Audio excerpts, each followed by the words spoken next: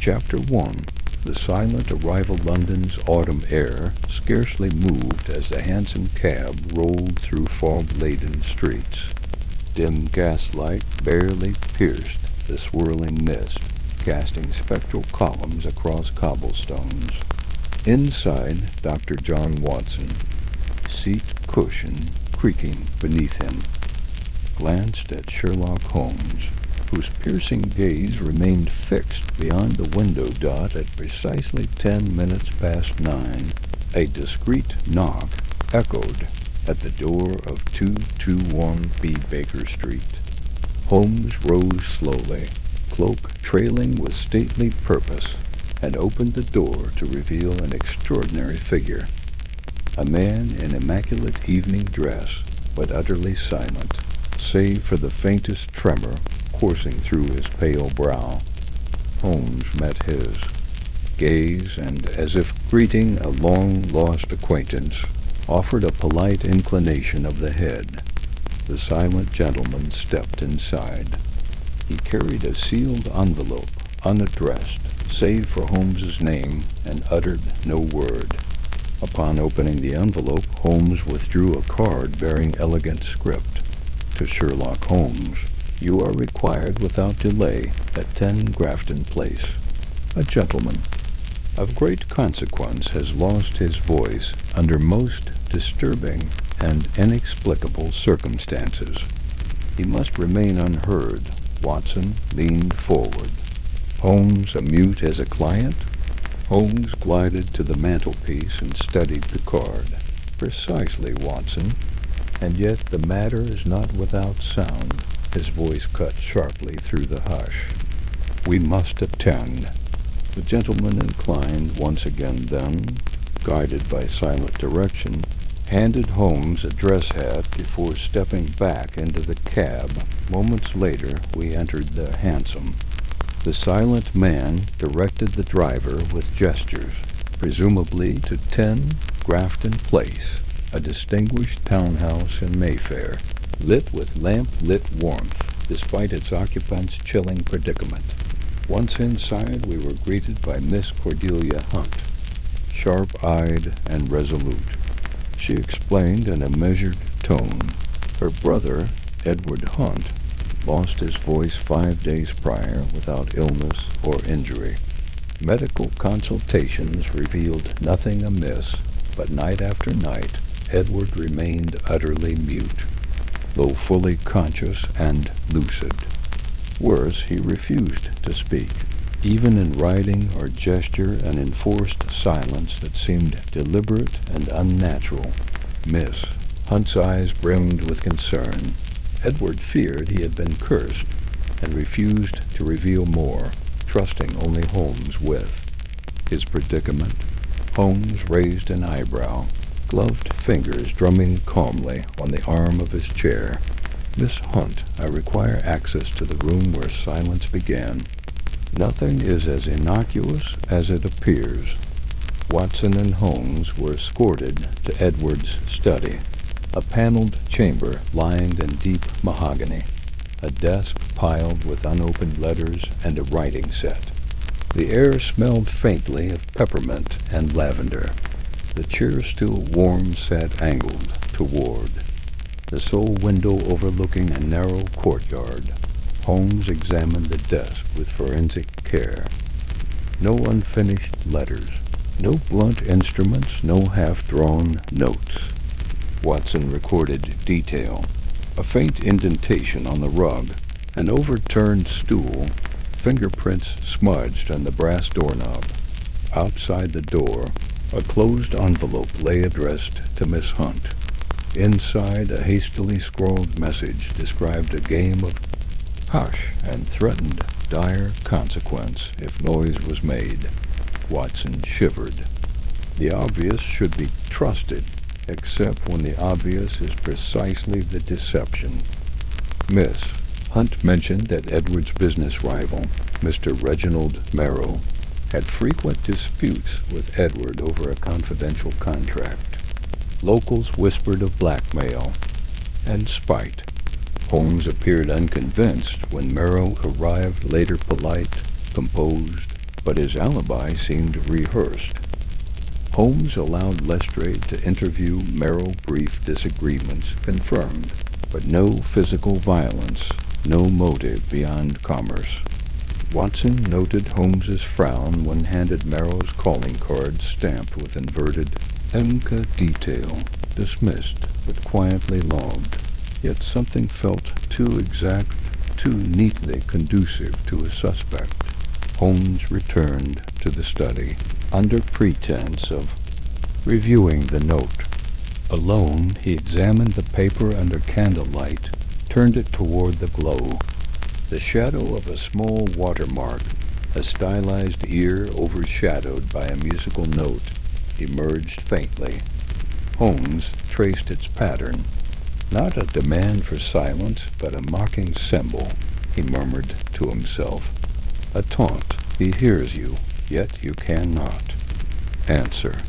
He pocketed the note discreetly, leaving Watson none the wiser save for the faintest suggestion of deeper meaning.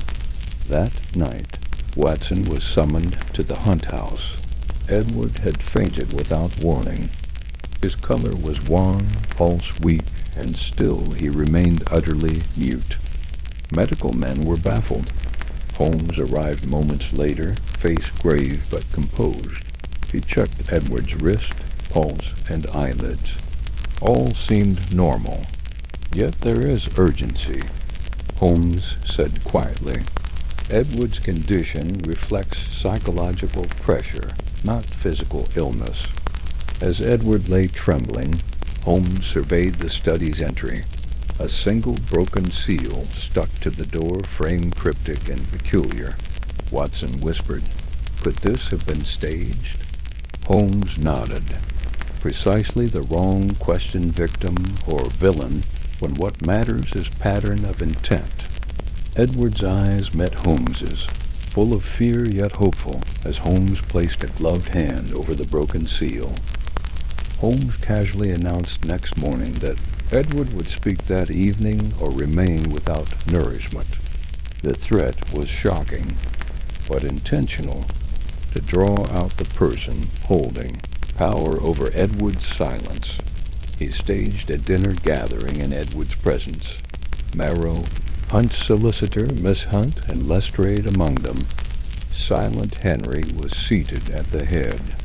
The meal proceeded in murmured clinks, but Holmes remained watching Dot as dessert was served. Holmes excused himself and re-entered with a blank page and pen. He offered it to Edward. "Write your complaint. Alone." Edward sat trembling and wrote. "The silence comes from the ink, not the throat." He pushed forward the paper. Holmes nodded. Holmes stood and addressed the group. "Your culprit is not the person who made Edward silent, but the substance that silenced him." He revealed the note's watermark and explained that Merrill's card stamped with inverted ink matched exactly the toxic ink used on the threat and on the broken seal.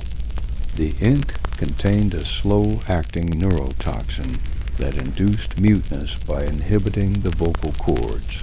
Temporarily, Merrill sought to intimidate Edward into abandoning a business claim by depriving him of voice. When Edward resisted, he escalated. Merrill gasped.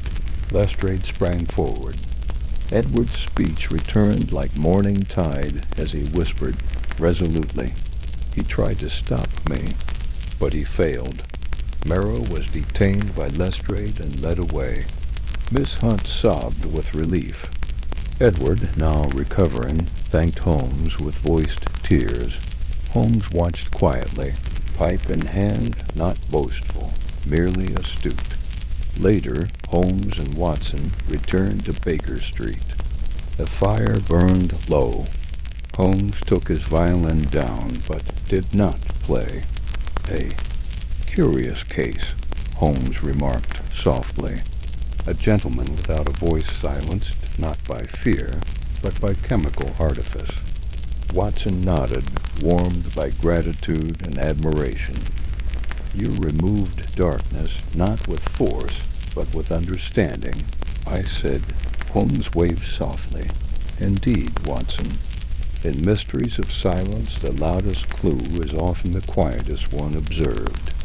He leaned back. Another case, Watson. Somewhere another shadow waits to be illuminated. And with that, the candles burned low as London slept outside, but inside. Observation, logic, and human compassion endured. Chapter 2. The Whisper. In the walls London dawned pale as bone. The fog had lifted but left a chill clinging to the air. In the sober light of morning, 221B Baker Street felt normal again, but beneath that apron of routine, both Holmes and Watson wore the marks of tension. Watson's eyes bore midnight vigilance. Holmes maintained a thinner smile, as though guarding unwritten counters. Holmes sat perched beside the hearth, limbs taut, pipe curiously unlit. At the corner of his mind, the silent gentleman from Grafton Place still weighed like a puzzle piece out of place. His automatic deference, the sealed letter, the polished glove, never disturbed. Watson offered morning tea. We proceed this afternoon. To Grafton Place, Holmes declared, folding the letter into his waistcoat pocket. Watson nodded. Miss Hunt had insisted on Holmes's return, though she seemed wary of Edward's present unease. Holmes's expression tightened. This case was far from dead. At precisely 3 o'clock, we retraced our steps through Mayfair, approaching the discreet facade of 10 Grafton Place. The silent gentleman met us at the door, motioning us inside without a word. His manner remained reserved, but his eyes spoke with desperate intensity. Miss Hunt appeared in the hallway. She looked more composed than at our previous meeting, but etched lines around her eyes revealed lingering worry. We believe Edward may be trying to speak, but something within the walls prevents him, she whispered. Invited back into the same study, Holmes sat at the desk while Watson moved about the chamber, inspecting the woodwork. The room was nearly unchanged. The tea lay on the writing desk, still half consumed. The closed envelope remained. Watson's gloved hand brushed the seam. Beneath the writing desk, he noticed a faint discrepancy in grain and polish, an inserted panel. Holmes paused in conversation with Miss Hunt and adroitly turned his glance toward Watson. Without a word, Watson bent and flexed the panel. It gave slightly. Inside the narrow space lay a length of narrow tubing, almost invisible unless searched for. Along this tube, a residue of oily liquid had once exuded, dry now, but scent faintly. Annie's dash scented Holmes, and Watson exchanged a glance. No one else in the room noticed. Holmes rose and addressed Miss Hunt. We must speak with medical men again, but in a different venue. Edward must spend the night away from that room. Away from the walls? She asked, startled. Yes, a change of scene may relieve psychological pressure. If we are right, silence has a source beyond illness. Miss Hunt hesitated, torn between fear and hope. At Holmes's urging, Edward Frail, color one agreed in writing to spend the night with his sister in Bloomsbury. At nightfall, Watson and Holmes escorted Edward in his silent presence aboard a modest car to Miss Hunt's residence. The gentleman rode in silence, casting anxious glances at the study windows as we departed. Holmes offered a gentle nod to Edward. Watson could read gratitude in the gentleman's eyes, even without voice. The night at Miss Hunt's home passed, with nothing outwardly untoward. Edward remained silent, but rested soundly. Holmes stayed nearby, watching, ever vigilant Dot in the early hours. Holmes quietly summoned Watson to the parlor. Note. Holmes whispered the residual residue. We observed in the tubing anise-scented. Not a hallucinogen, but closely allied to absinthe compounds, historically used as analgesics. Watson shivered. You believe it was ingested or inhaled? Holmes's lips twisted into a faint smile. Not by Edward, but through the air? Vapor introduced into the room-occupying breathing space. A slow-acting dose each night. He paused, glancing at the stairs where Edward slept. This is more cunning than crude. Invisible threat. The perfect weapon. Dawn broke cold and lavender. We returned to Grafton Place, where curator-like hush permeated. Lestrade arrived soon. After, Holmes announced his suspicion with quiet precision. Follow the tubing to its source. You will find a discreet exit likely behind a chimney flue or servant corridor. The perpetrator intended secret delivery. Watson hovered beside Holmes as Lestrade's team traced the route. Eventually, they discovered a connecting passage through the wall into the service corridor. There lay a stationed slender glass vial pierced with tubing, small burner apparatus, and aniseed residue, a clandestine vaporizer. Holmes surveyed it. The device was set to dispense each night, slowly dispensing the vapor into Edwards. Room ensuring whispered muteness. Not chemical silencing, but psychological erosion. When confronted, the silent gentleman watched Lestrade retrieve the device. Miss Hunt gasped and turned, eyes widening. Holmes stepped toward Edward. I believe your silence was enforced intentionally, yet there is subtlety in play. Our suspect wielded knowledge more than cruelty. At Lestrade's approach, a figure emerged from the shadows of the corridor, a quiet footman, previously unseen. His posture stiffened. Lestrade spoke. You built this to silence Edward? The footman hesitated, plea in his eyes. I was protecting him, sir.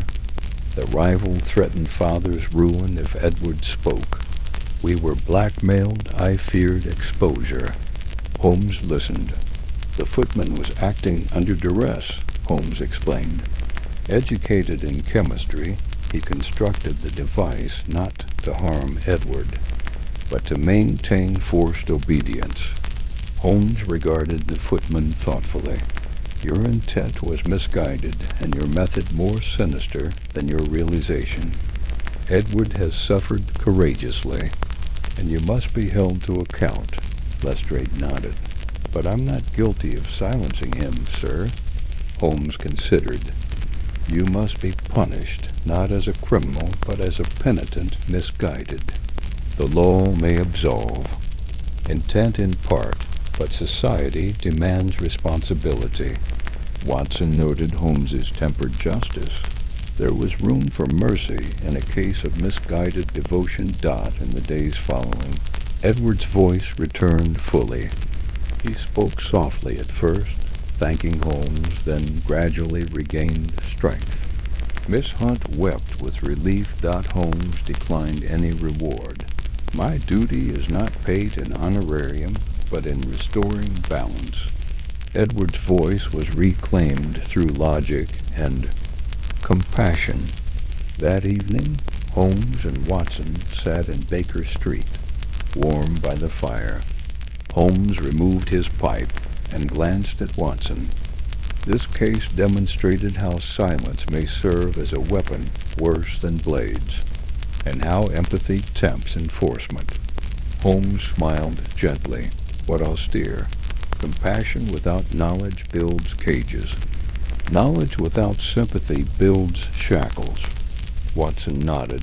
You restored his voice not by indictment, but by understanding. Holmes exhaled thoughtfully. Indeed, Watson. And now another case awaits some whisper in the dark, yet two. Be heard. He rose, lamp casting his tall shadow on the wallpapered wall. And with that, the mystery at Grafton Place concludes its voice restored, and its lesson whispered in memory. Chapter 3. Echoes of the unheard fog clung to the narrow lanes of Mayfair in the morning gloom, a mist that curled around gaslit posts like reluctant shadows. At 221 B. Baker Street, the gentle thrum of domestic routine could not conceal the tension between two opposing states. The triumphant restoration of Edward. Hunt's voice and the unease Holmes carried in reserve, for our investigation had revealed only a fragment enough to free one victim, yet leaving open questions of motive, influence, and the person who had considered silence a strategy. As I settled at my writing desk, Holmes stood by the window, coaxing meaning from the steely-laden sky. "Watson," he began over his shoulder, unfurling a map of London's western districts. "This incident at Grafton Place may not be isolated. Although Edward failed to speak, others may yet follow." He leaned close, tracing a corridor of rectangles in chalk. Reginald Merrow's motives remained shadowed, and the silent gentleman, his outward composure suggests deeper conflict than simple blackmail. I sipped my tea slowly, feeling the gravity of Holmes's implication. Later that day, Holmes and I visited the City of London Medical Society Library, where Holmes consulted tomes on chemical sedatives and historic cases of induced speech inhibition. We found obscure references to ether-based vapors once used to subdue rebellious patients in remote clinics, but never detailed with clinical precision. Still, Holmes was satisfied that he had matched the chemical profile to the anise-scented vapor residue found at Grafton Place. He tapped pages thoughtfully. This case is not only about muteness, but about coercion cloaked in gentility. To silence a man, to keep him quiet. There must be someone who benefits. That evening, Holmes attended a small salon hosted by Lady Wexley, a mutual acquaintance of Miss Hunt. He was invited under the guise of general conversation, but in reality he scanned the gathering, particularly Sir Theodore Pemberton, a financier, with elegant stiffness and a reputation for decisive deals. Pemberton had recently negotiated with the Hunt family regarding property development, and rumors suggested a breach in protocol. Holmes noted Pemberton avoided too direct a gaze, and his gloved fingers bore faint traces of a paste-sat residue, perhaps a remnant of ink. When questioned on Edward's condition, Pemberton offered condolences and heard nothing amiss. Yet something in his tone, even courteous, lacked conviction. Holmes returned to Baker Street with subtle suspicion. Over the next 2 days, Miss Hunt received mysterious letters, unmarked and unsigned, but each contained the same stylized ear and musical note. Watermark as the original anonymous note delivered to Edward's study. Holmes recognized the pattern, the same mocking signature of a foe who toyed with silence as both threat and symbol. Holmes placed each letter under candlelight. When turned just so, the watermark shimmered. He tallied their timing and impact. They coincide with financial shifts offers withdrawn. Rumors circulated. Someone uses silence as control over business decisions. He tapped his pipe against the mantel thoughtfully. Holmes arranged a discreet meeting with Inspector Lestrade, who reported no suspects beyond Merrill and the footman. No connections to Pemberton were flagged. Yet Holmes's instinct told him. The footman's confession only scratched the surface. He suspected the device could be replicated and installed elsewhere. If we leave it at Merrill's exposure, the real orchestrator walks free, Holmes reasoned. We must expose the architect, not only the agent. Holmes next proposed sending Watson to interview Edward Hunt under controlled conditions, far from home influence, to observe whether Trigger attempts followed him. I traveled with Edward to his sister's carriage house in Hampstead, now cleared, and disinfected. There he felt safe enough to attempt speech again.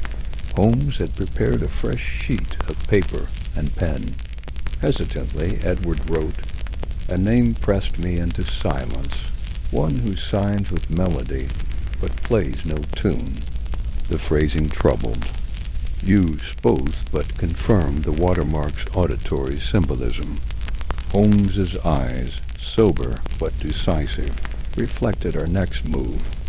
Holmes orchestrated a gathering the following evening, a private meeting among Miss Hunt, Edward, Lady Wexley, and Sir Theodore Pemberton at an artist's atelier in Chelsea.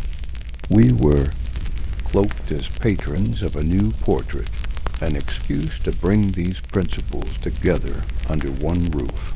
Lady Wexley, gracious and perceptive, accepted.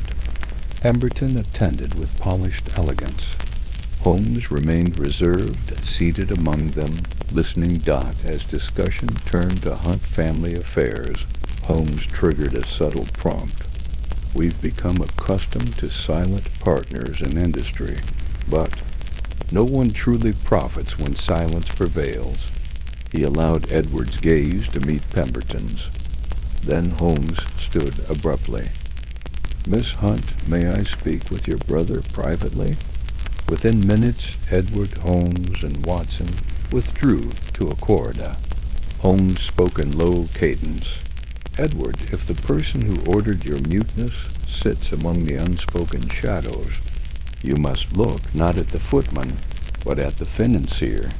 Edward paled. "Pemberton, but why?" Holmes leaned in. "We know Merrill wished you to abandon claim, but someone else, wealthier, uses fear to dictate. The watermark, the letters, the timing, they align with Pemberton's financial overtures." Back in the atelier's main gallery, Holmes resumed. "Sir Theodore, if you have no part in this business of silence, perhaps you will request your card be removed from the case entirely." Pemberton stiffened. "Mr. Holmes, we are beyond flattery.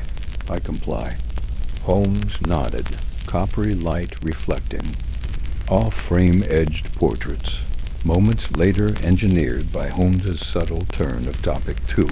Young assistants delivered a rolled canvas for framing and hung it next to a portrait of Miss Hunt. Holmes observed Pemberton's reaction, a slight tick at his wrist and dampened expression of unease. Without fanfare, Holmes excused himself to inspect the canvas. Beneath it hid a small device tubing, similar to the vaporizer found in Edward's chamber. Holmes emerged with it in hand. "Sir Theodore," he said, voice clear, "you may explain this apparatus attached behind a canvas taped with the same watermark. We found it concealed behind your painting." Pemberton's face lost color. Silence fell. Holmes explained calmly. "This device was meant to deliver vapors identical to those that silenced Edward into your friend's homes, forcing compliance through fear. Merrill delivered the threat. Your apparatus extended the medium to others. You intended to silence not only speech, but dissent." Pemberton stammered protest, but Lestrade entered and took charge. Miss Hunt gasped, eyes wet, while Edward remained resolute. "He targeted me and others who might expose his investments," Holmes concluded.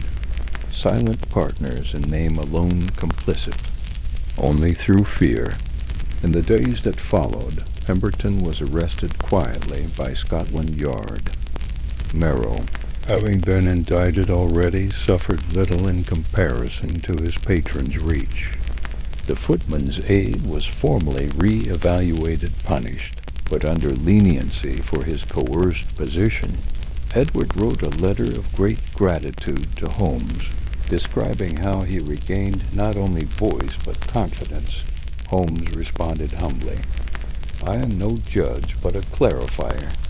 Your voice is your own again. That is justice enough."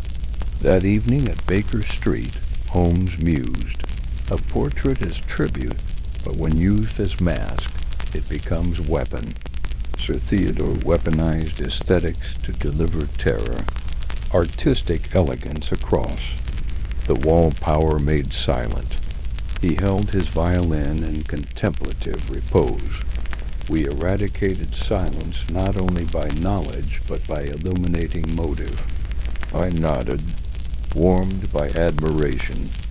You listened to echoes not made by voices, but by absence. Holmes smiled faintly. Indeed, Watson, the loudest clues are often the quietest. Chapter 4. Beneath the ledger's ink when Holmes returned. Late from Grafton Place, holding the aged family ledger, the mantel clock had just struck 10. I remember watching him stand motionless by the window, fog tracing endless circuits across Baker Street beneath a pale moon. The ledger lay open on our writing desk, its pages dampened along the spine, but still legible. Passages recorded transfers, and footnotes in a flowing script. The estate passed, then reclaimed done, then reaffirmed all under pressure from messages Holmes had pieced together. I poured us tea, and Holmes regarded the amber liquid without noticing. That ledger binds Edward's fate to more than inheritance. It ties into a lineage of threats, debts, and forced silence. I slid a chair beside him. Then Pike is merely custodian, but not the architect? He nodded, standing tall. If Edward's father was coerced into deeds by Rourke and Irish, operator with fostered ties to underground circles, then Edward now faces the same shadow. Pike is his conduit, but not his master. London's fog grew denser as midnight neared. Holmes lit his pipe, the tobacco's sweetness mingling with secrecy. I watched as he reviewed the ledger under gaslight, fingers tracing the arc of names, dates, and subtle notations. The ledger code those bracketed letters. After each transaction they spell a name, Odin, a cryptic cipher pointing to Rourke's eldest brother, ostensibly deceased. He snapped the ledger shut and slid it into his coat. I must return it to Grafton Place, but not as myself. Dawn yielded to Gothic daybreak when Holmes emerged in disguise, a broadcloth coat, a thick mustache, and spectacles that concealed his hawk-like gaze. He departed with the ledger concealed beneath his arm and stern purpose in every footstep. I arrived with Lestrade at Grafton Place mid-morning to await Holmes, bringing along the ledger as an anchor if police assistance were required. The grounds were silent, the west wall repairs complete, yet under inspection no signs remained of tunnels or pipework, just smooth craftsmanship. I found Miss Hunt in the drawing room. She looked exhausted but determined. Edward rested upstairs, pale but resting dot as I spoke. The front door creaked. Holmes emerged from the inner corridor, eyes narrowed, jaw firm. He motioned for Lestrade to follow him quickly to the same study where the footman had worked. Inside, Holmes opened the ledger once more, pointing to bracketed capital letters beside payments to Pike's firm. They align with a second ledger, belonging to Rourke. Lestrade glanced over his shoulder, brows clipping. "There's more," Holmes continued. A coded note tucked within the pages. He extracted a folded piece of parchment.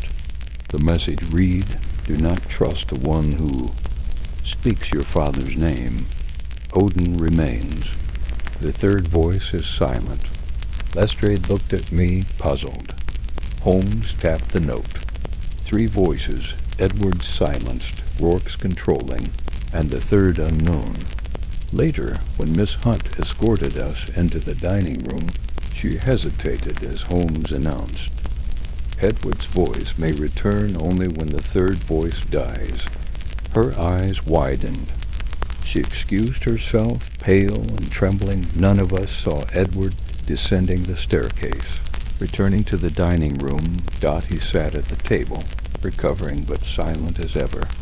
Holmes watched carefully as Edward poured tea, carefully avoiding Pike's. Jay's. Pike had joined us there at Holmes's behest. Silence was maintained until Holmes addressed Edward directly. "Edward, if you can hear me, I ask you to write. The third voice is contained." The gentleman did so, his handwriting neat though uncertain. Indeed, Holmes nodded. The third voice still holds sway, but remains contained. Someone close resides in orchestration. After lunch, Holmes invited Pike to walk in the courtyard. Watson and Lestrade followed at a measured distance. Holmes's voice was clipped, incisive as icicles. "Mr. Pike, you are loyal, terribly so. But tell me, who is Odin?" Pike bit his lip. "I told Edward's father that Odin was dead, yet old payments persisted. I was told not to question. I obeyed." Holmes's eyes sharpened. "You follow instructions even while your clients." Silence grew deeper. Pike shook but confessed. He had received letters with the symbol of a silent mouth directing him to manage documents and ledger entries precisely. He said he had no direct contact with Rourke, only with a courier. "Did you ever question who Odin was?" "Afraid to, sir. I feared reprisal." Holmes stepped closer. "Then you were complicit in the silence that afflicted Edward." But there was fuel beyond mercantile pressure. That evening, Holmes led Lestrade and me to explore the basement floor. He had brought a lantern and small tools. We watched while Holmes gently lifted a floorboard. Beneath lay a small chamber rooms below. Ruined, secret, and musty-dot inside lay documents. Contracts bearing Rourke's seal, correspondence between Rourke and Edward's father. Even stranger, a daily journal written by a third party, a caretaker known only as Miles, detailing the silencing device's mechanism, instructions, and timing. Holmes handed Lestrade the ledger and journal. "We have the architect, a man hidden, and Service Miles, who oversaw both the vapor and the emotional suppression." I shivered. "He remains unknown?" Holmes added Dot at breakfast next morning. Edward arrived, teeth chattering, voice restored but weak. He addressed Holmes. "You found the crypt beneath the walls, and the one who orchestrated my silence." Holmes nodded. "Indeed," he said. "Miles acted under coercion, but he is now the critical source. Rourke used fear to control multiple voices, the footman, the servant, the heir." Edward's face flickered with fear. "But Rourke won't target another generation." Holmes offered a steady gaze. "That remains to be seen. But Rourke's ledger entries and that journal speak beyond simple inheritance. There was larger design." While Lestrade arranged for Miles's safe custody in view of a softer trial, Holmes and I spoke alone in the garden under thinning morning sun. "Watson, he said. "Here is the case's true moral riddle. Disciplined. Silence as instrument. We have identified 3 voices, the silent air, the footman, and the third, the unseen orchestrator." He paused, glancing at the Grafton Place facade. Family loyalty. Legal guys, social facades.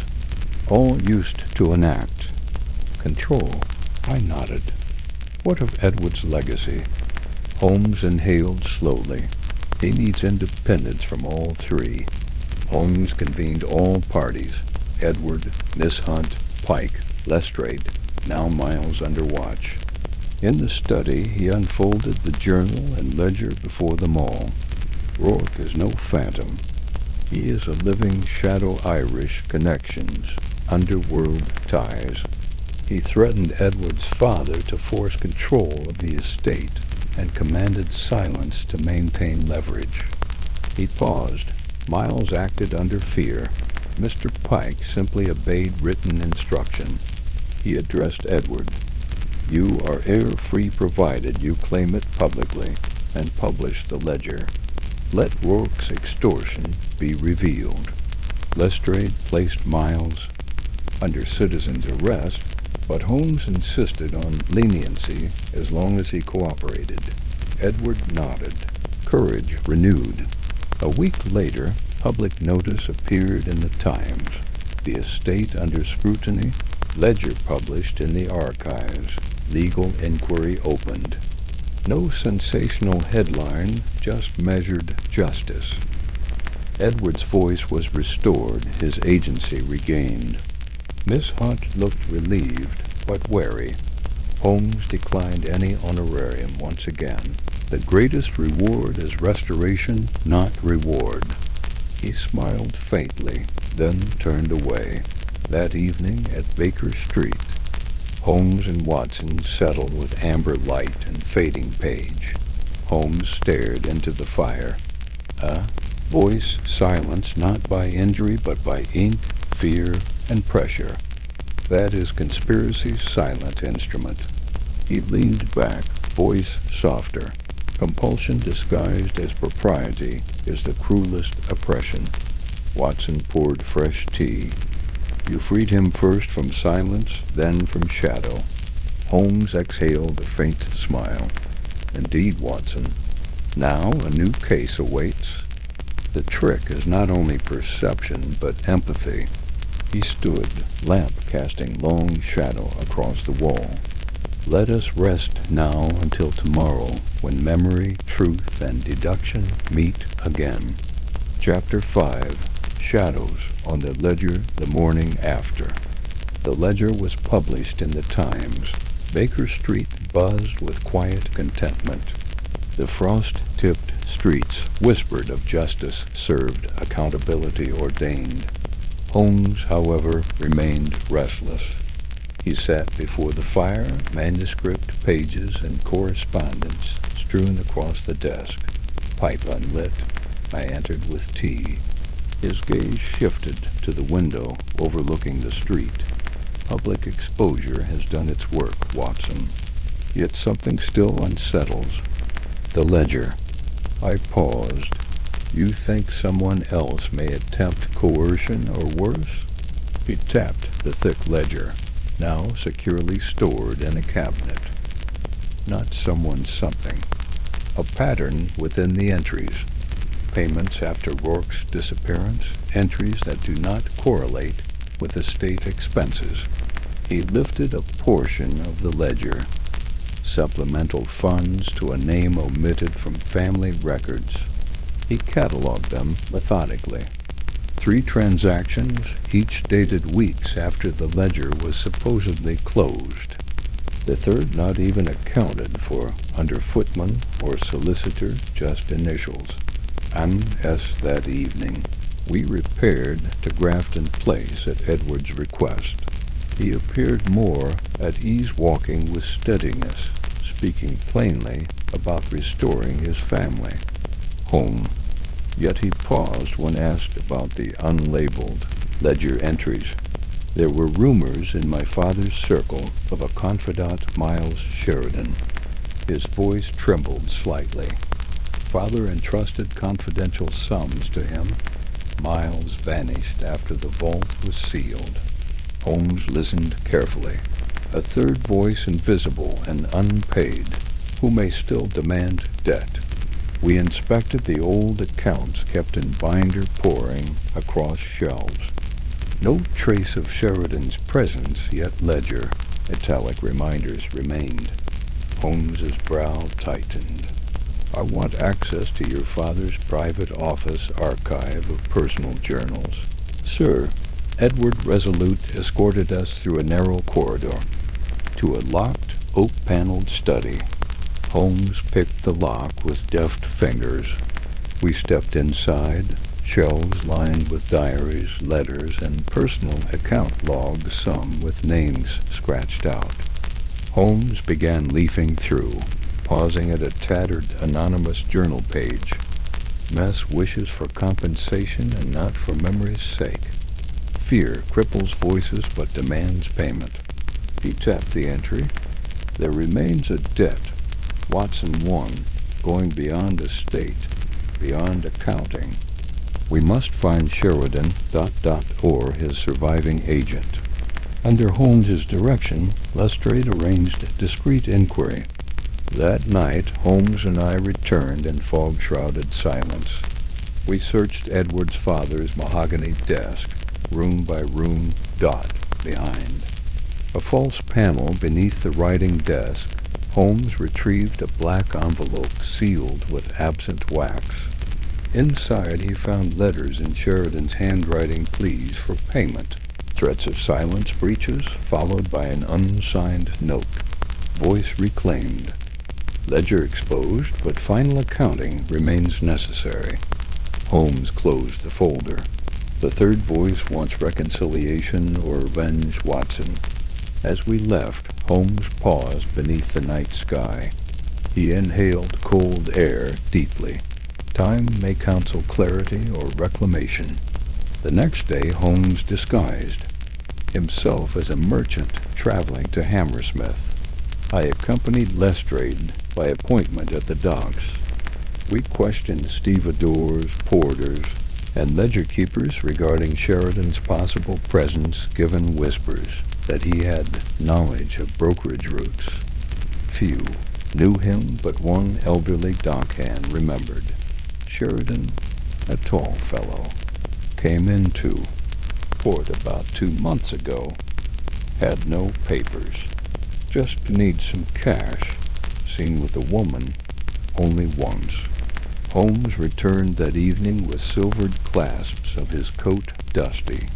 He produced a rough sketch. A female silhouette, her height. Gait, the scarf. Not. He then placed 2 small letters before me, one from Sheridan seeking reconciliation. Another dispatch referencing E. Lo, no trust, no more silence. I frowned. E.L. must be someone else, someone close. Holmes nodded. Sheridan was using a courier, likely female. Her initials E.L. and the voice is still unresolved.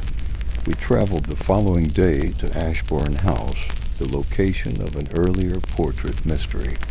Holmes requested an hour alone in the private library. Watson, and I waited in the drawing room. A maid delivered tea, hush in her posture. Miss Beatrice Carrington appeared, she, of the painted loggia, and she seemed moved but watchful. Holmes believes the courier tied to the third voice may have passed through here, she whispered. I nodded, tension rising. Holmes stepped from the library moments later, face grave. He beckoned Lestrade and me forward as he held a single folded note, dotted read. He watches still. The third voice will remain silent unless the ledger publishes final entry. Holmes turned each letter. Carefully, she threatens Edward or his remainers. Unless we settle, she will maintain forced silence once again. He addressed Miss Carrington, May the first search the library, particularly behind the portrait recess shelves? She nodded. Concern etched Holmes pushed aside a large painting and discovered a small, dust-laden compartment. Inside he lifted a seal, bearing the serpent star same motif from earlier societies. He produced evidence, a letter in the hand of Emily Lyndhurst, once a governess to young Edward. She referenced debts owed to Sheridan's memory, though she later vanished. Miss Carrington gasped. Emily Lyndhurst disappeared years ago. No trace until her name in that ledger. Back at Baker Street, Holmes laid out all correspondence. Sheridan's letters, Lyndhurst's dispatches, ledger residual entries. He tapped a sequence. Sheridan demanded silent sum. Emily Lyndhurst delivered threats. Edward's silence was leveraged by Eleanor No. Emily Lyndhurst. Holmes, Lestrade, and I proceeded to Lyndhurst's known lodgings under caution late that evening. The house was silent. Victorian corridors curled like dark ribs. Sheriff Lestrade rang the doorbell. Inside, Emily Lyndhurst stood, haggard, eyes shadowed, and beneath that mask, fear. Holmes stepped forth. Miss Lyndhurst, we know you orchestrated. The third voice. You demanded final payment because you believed the ledger incomplete. She faltered. Sheridan gave me custody of his ledger code, and I delivered the silence device knowledge. Daddy owed money to Sheridan, and Edward's father died before paying. Tears welled. I merely wanted restitution, not silence, to continue. Holmes offered calm. You disappeared to avoid persecution, but you've sustained fear, watching. Edward published ledger, but now he's reclaimed both voice and justice. She sank, shoulders heavy. Lestrade offered sanctuary and leniency on condition of full cooperation. Holmes stayed behind to guide her in rectifying the ledger public statement. Edward was informed at once. His voice quavered. I never knew Emily. She cared for my father. He nodded. I release any claim against her. Let us close ledger. Fully include her part and maintain transparency. Holmes recorded this carefully. A small public announcement followed. Edward's estate statements now included full history, including Sheridan's debt and Lyndhurst's involvement. The ledger was archived as open record, nothing concealed. Sheridan's memory no longer bound Edward's silence. Lyndhurst resumed a quieter life in Cardiff, under protection. Edward's voice remained strong. That evening, back at Baker Street, Holmes and Watson sipped tea. This case, said Holmes, was built upon layered silences, each voice suppressed by money, fear, or inheritance.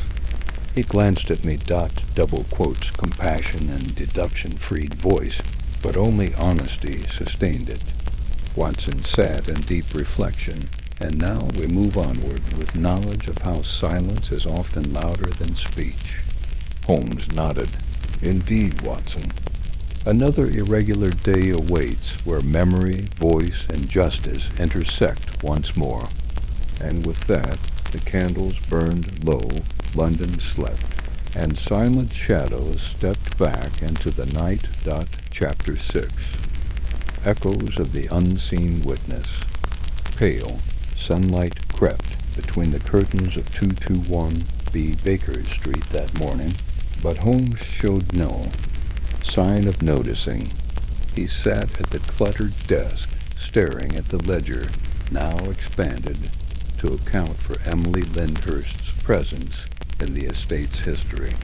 Even with resolution in sight, the case's resonance clung to him like a dark undercurrent.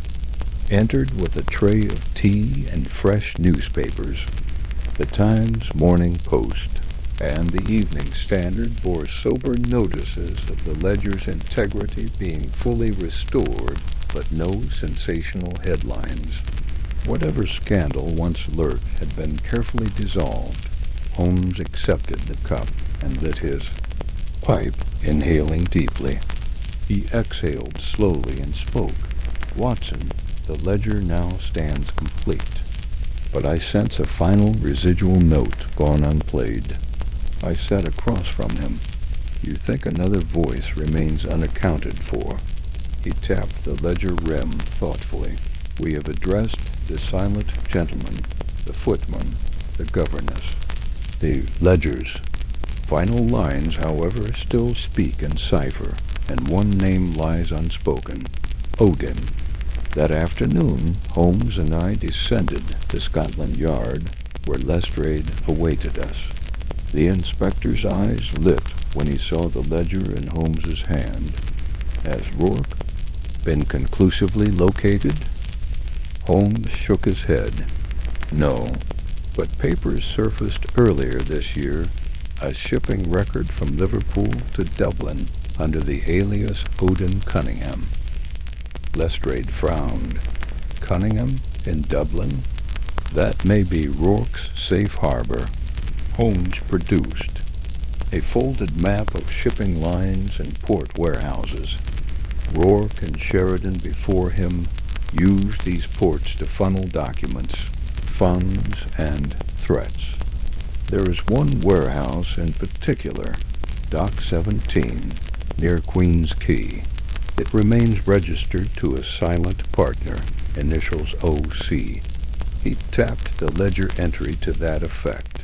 If Rourke now uses Odin Cunningham as his alias, the third voice may still echo through these channels.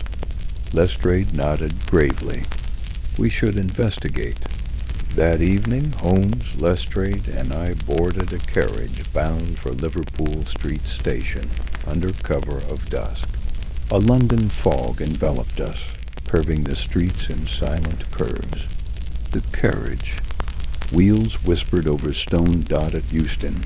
Holmes studied the station facade, eyes flicking to the posters of shipping schedules. He took a seat beside me and opened a slim notebook. "We ride as merchants of modest credentials. We will claim interest in abandoned port property." I exhaled. "A facade, but one that may unearth final evidence." Holmes smiled faintly. "Indeed." We set for Ireland in spirit. We arrived at Queen's Quay in Liverpool under a broken half-moon. Mist rolled over wet timbers, and gold calls echoed through rusted gantries. Dock 17 loomed, its shutters corroded with age. Holmes and Lestrade slipped into the dark with torch in hand. Watson trailed after, vigilant. Holmes paused before the sealed door and produced a small pick. After a few soft clicks, the lock yielded. The door swung inward on silent hinges. Inside, the air was thick with salt and dust. Wooden crates draped with tarpaulin lined the center aisle. At the far end, a ledger Rourke's ledger in dusty clarity perched on a rickety table. Beside it, a small brass box bore a serpentine seal. Holmes stepped forward, the ledger's final entries, and the box perhaps containing the final voice. He lifted the lid carefully.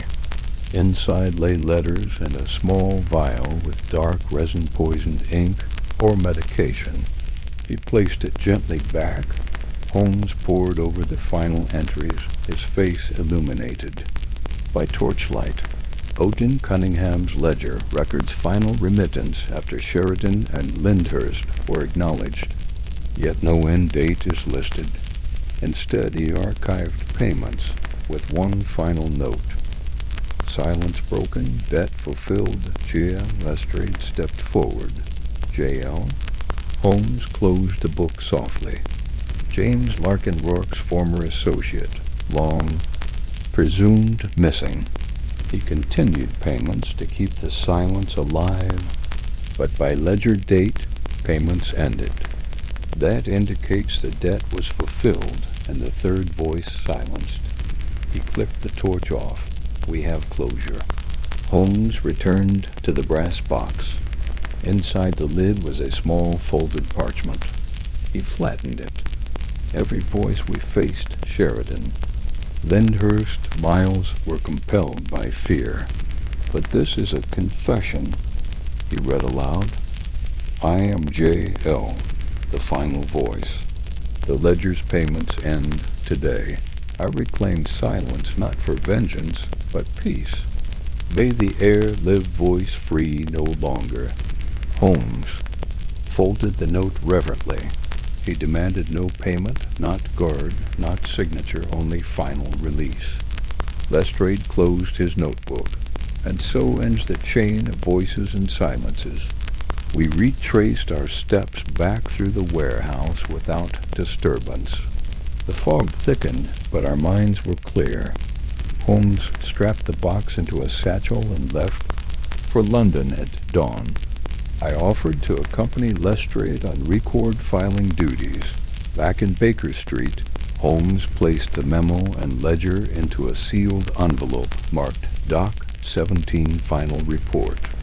A few days later, a formal notice appeared in the Morning Standard, reading, pursuant to published ledger entries, all outstanding financial obligations tied to the estate of Edward Bellingham have been resolved. No further claims remain. The heir's speech has been restored, and no further silence is ordained. Edward sent Holmes a letter. Your detective justice has not only freed my voice, but erased the echoes of all who whispered against us. I am in gratitude, always. That evening, Holmes and I sat before the hearth. The ledger lay closed, the brass box cradled beside the mantelpiece. This case, Watson, Holmes said, eyes thoughtful, was a study of posthumous voices' echoes of fortune, threat, and memory. The third voice may have been hidden, but its final confession restored balance. He paused. In all of this we found no villain by malice, only victims of fear and coercion. The ledger became both weapon and shield. I nodded, observing his quiet manner. You delivered justice not through vengeance, but through disclosure. Each voice now rests or speaks by its own accord. Holmes tapped the brass box gently. Compassion without truth is hollow. Truth without compassion is ruinous. In this case, both harmonized. Holmes rose and stowed the brass box in our safe. He then placed the ledger atop the mantel with finality. The gentleman without a voice has regained his speech through deduction, empathy, and disclosure. He turned to me with quiet resolve. Now, Watson, we await the next shadow.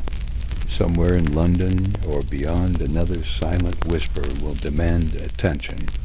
The gaslight flickered over his silhouette, presenting a man at peace with his verdicts, yet ever alert to new mysteries ahead. Chapter 7. The Portrait. That stays silent, a pale dawn light sifted through the mold-etched windows of 221B Baker Street, draping Holmes' sitting room in a fragile hush. His eyes were fixed, unseeing, upon the ledger and the brass box perched on the mantel.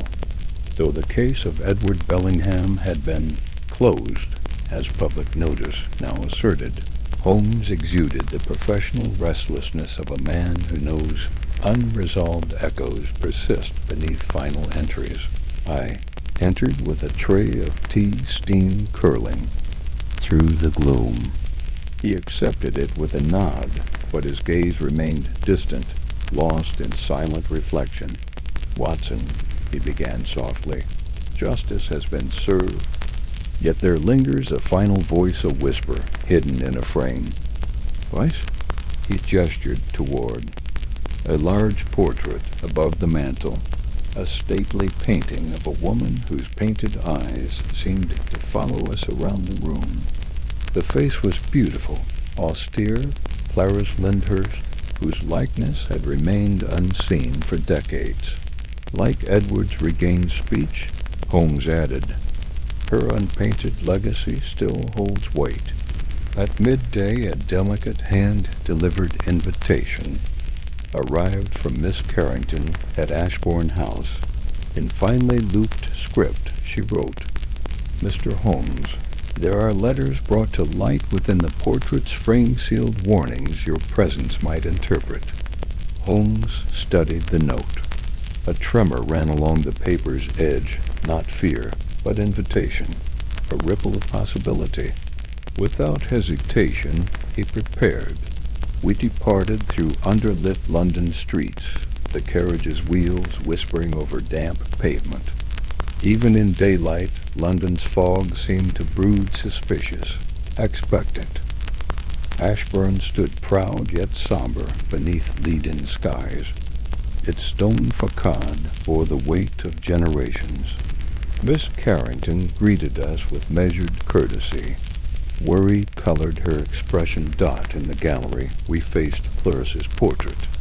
Holmes studied the brushwork, the fine silver strokes of her hair, the subtle tremor in the painted brow. Miss Carrington removed the painting carefully, revealing a small hidden compartment behind the frame.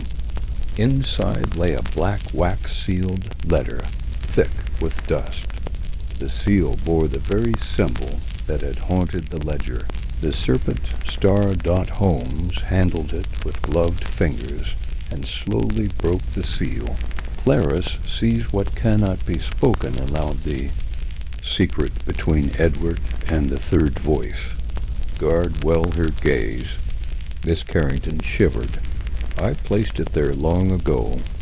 Fearing exposure, she whispered, voice trembling.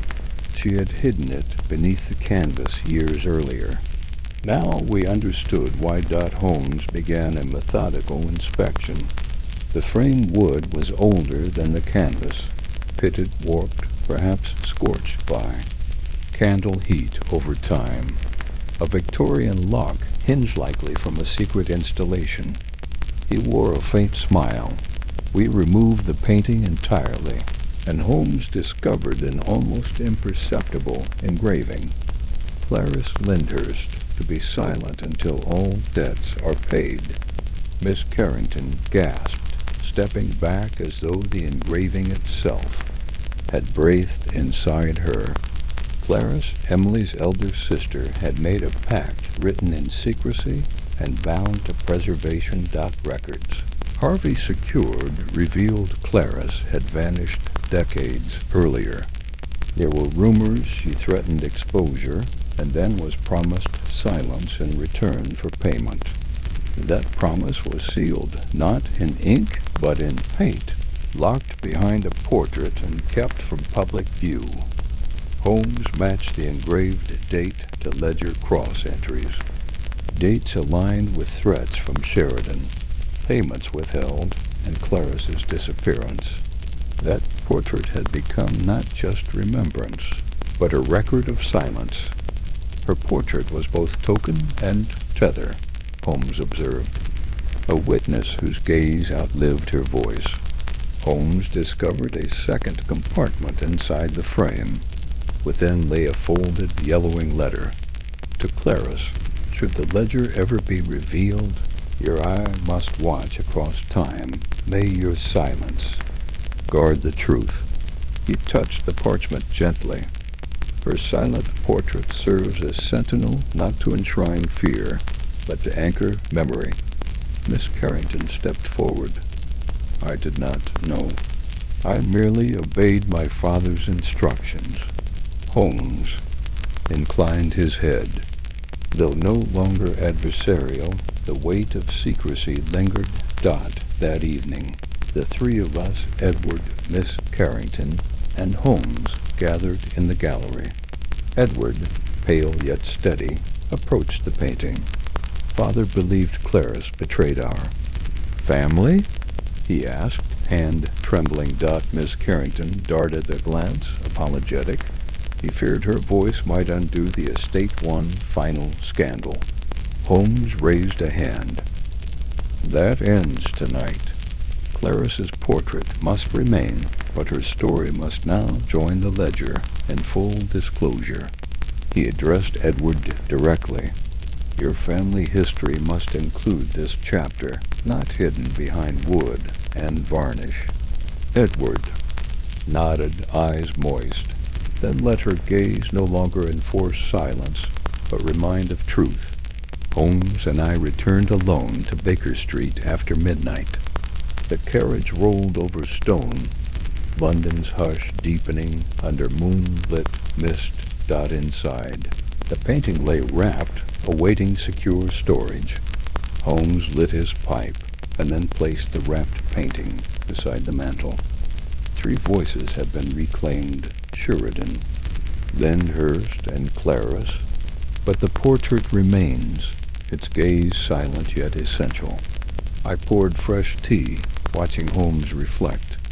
We corrected ledger injustice, but this portrait illustrated moral debt, not captured in numbers. Art preserved a promise, but it also carried fear. He tapped the wrapped painting. History must account not only for money and transactions, but for the human ledger of silence and memory. Holmes reclined, fingers steepled. Silence can be more oppressive than speech when it's imposed. Yet silence born of awareness can become protective rather than punitive. I considered this, watching his posture of calm discipline.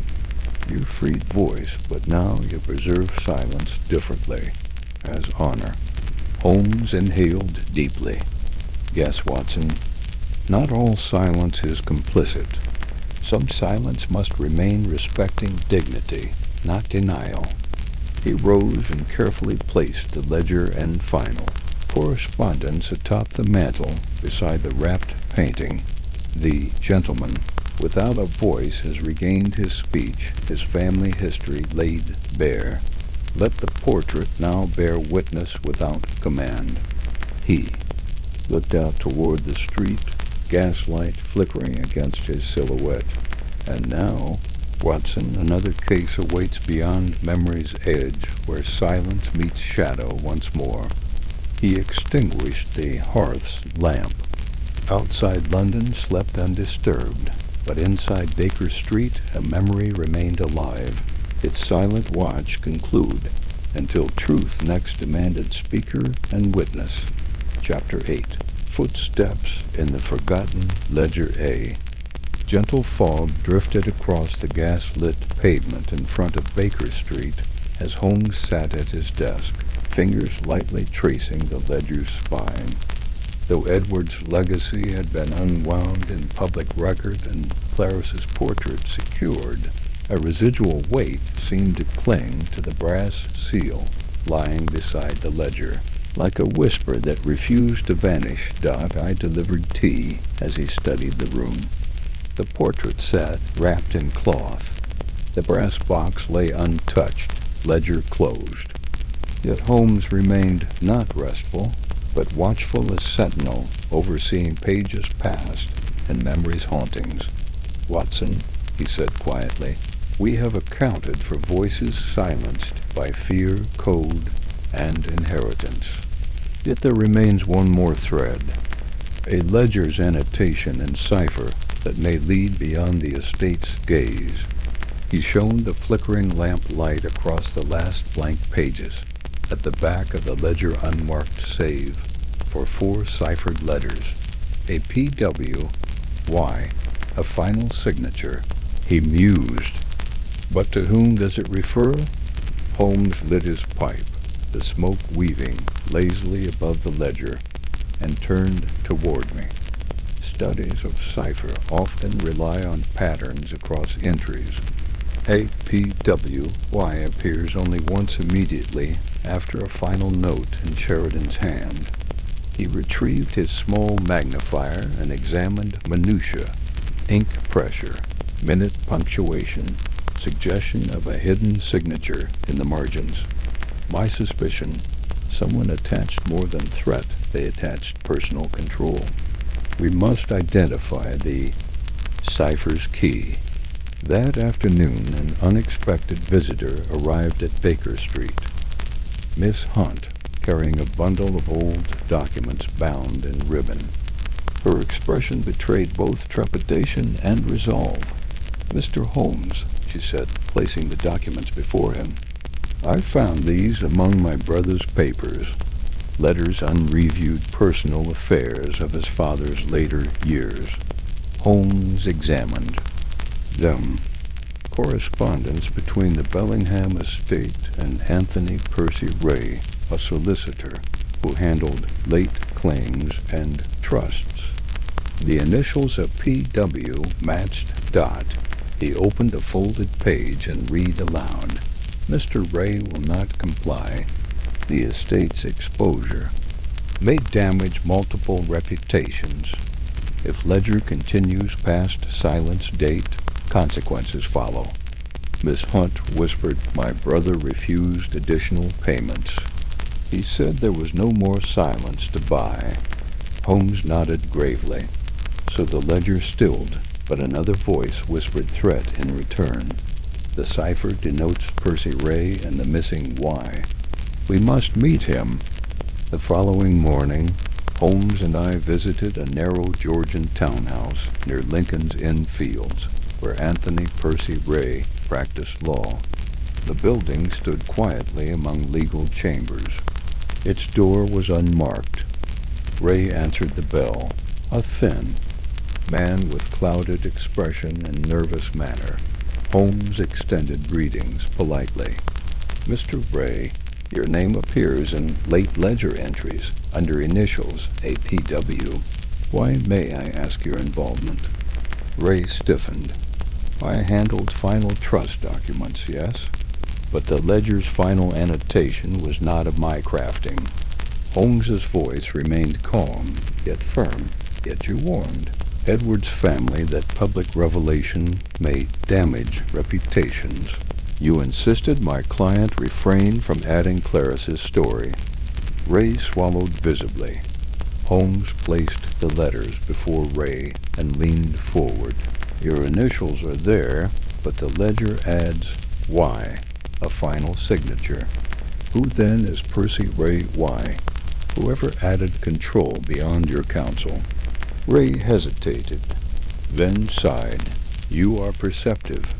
The Y refers to my partner Yardley, solicitor to Rourke himself. He provided continued instruction. Do not let this go further." Holmes looked at me in satisfaction. So the estate's man was compelled, not only by first voice, but by a lingering association. Ray spoke quietly. I withdrew after exposure, but Yardley remained connected. He said the Bellingham ledger belonged to shadow interests, not heirs. Holmes nodded. "Tell me everything." Over tea, Ray described secret correspondence. Yardley's frequent visits to Percy Ray's office, sending official memos marked "Urgent Obligate Silence." He admitted he ceased cooperation as public ledger was published, but Yardley's intimidation lingered, even after ledger finalized. Ray admitted, "I received a letter. Make sure silence remains true." That was the last pressure. Holmes folded the letter gently. Thus the ledger's final keys, Percy Ray and Yardley. But more, the estate's voices were not only personal, they were institutional. That evening, Holmes traced Yardley's address, a modest townhouse in Bloomsbury, unremarkable save for its heavy bricked facade and silent windows. No nameplate. Holmes and I visited under cover of late dusk. The street lamps cast ghostly halos. We pressed our ears to the door nearly silent beyond. Holmes picked the lock. We entered, closing the door softly. Inside, a sparse office. Shelves half empty, ledgers scattered. On the desk, a dispatch from Yardley's hand with final notation. Ledger completed, obligation canceled. Holmes pocketed it. In the corner sat a portrait of Rourke, or of one whose face seemed hidden behind severe mustache and shadow. Holmes studied it. Yardley was more than solicitor. He served as courier between shadow office and client. He carried both papers and unspoken edicts. No living Yardley remained. The dispatch signaled his absence, yet internal pockets held. An envelope packed with instructions for Rourke's contingents carefully worded, not threats, but expectations of compliance. Holmes regarded them with sober intensity. The final voice, Watson, was not physical. It was the institution behind. Control, the estate's shadow law. We returned to Baker Street late. Holmes placed Yardley's dispatch next to Edward's ledger notes. 3 voices once silenced in fear, a 4th watching in paint, and now a 5th. Protocol and office acting as demand. He inhaled the lingering fog through the ventilator. Window. Our ledger now honors all voices, but we must also record the institutional threat. Holmes sent a discreet note to Edward.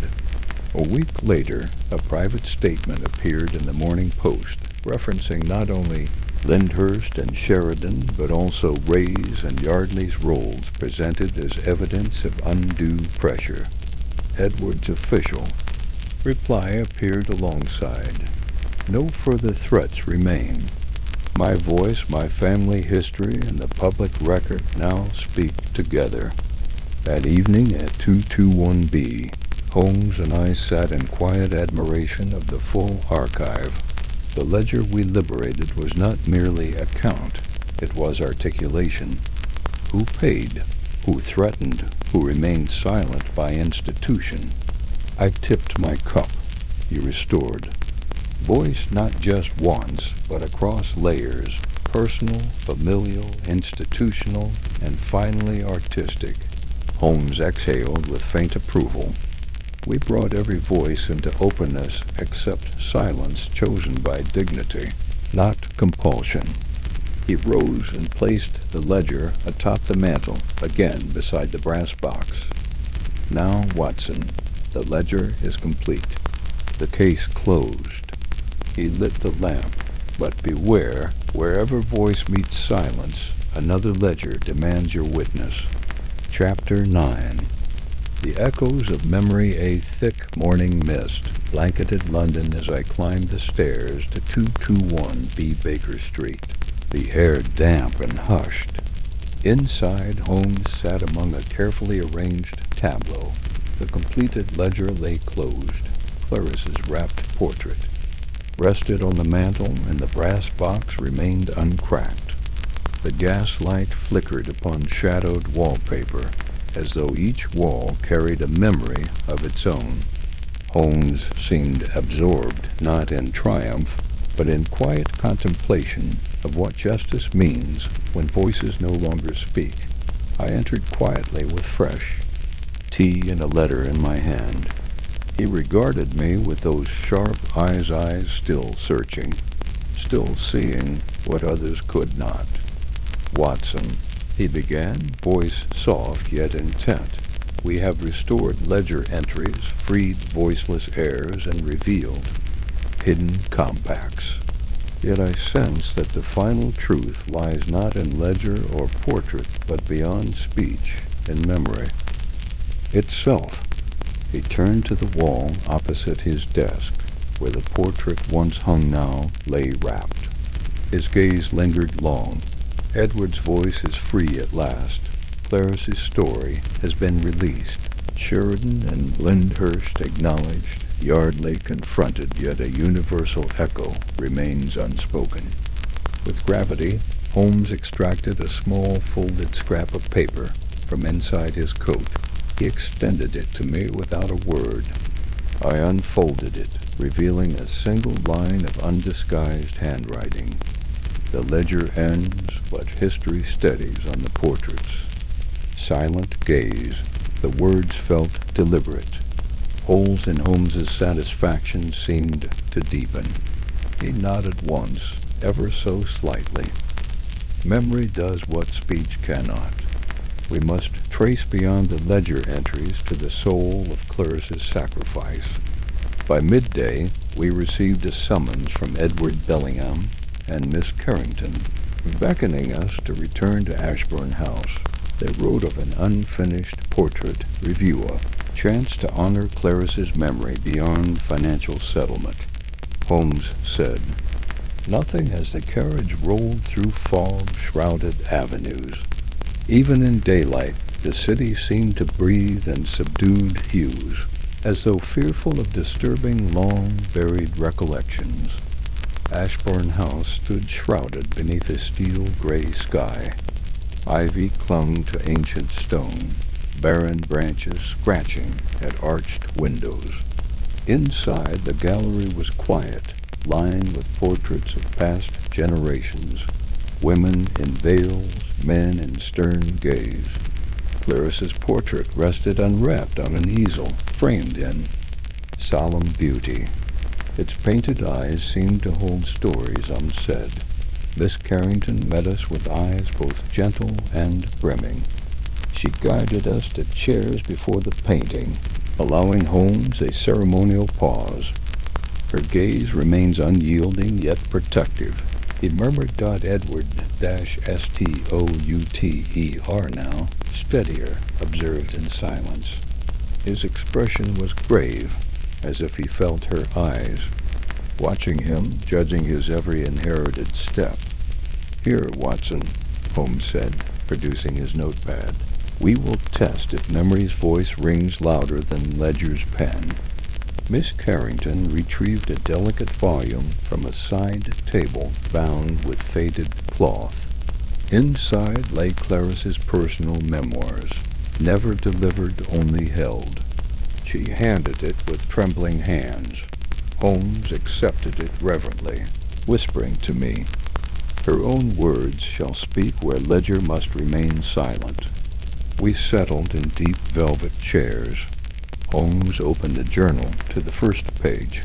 His voice rose and fell with marked cadence as he read, "I believed that silence would protect my family, but I became its sentinel. What I painted was not my likeness, but my promise." He paused, turning a page carefully. She speaks here not of regret, but resolve. I leaned forward as he continued, engrossing me in her thoughts. Her love for a man scorned, her conflict with her father, her final decision to vanish into art as assurance that truth would endure despite her absence. If silence must be my fate, let my gaze watch over their integrity. Miss Carrington wiped away a tear unnoticed. Clarice feared scandal.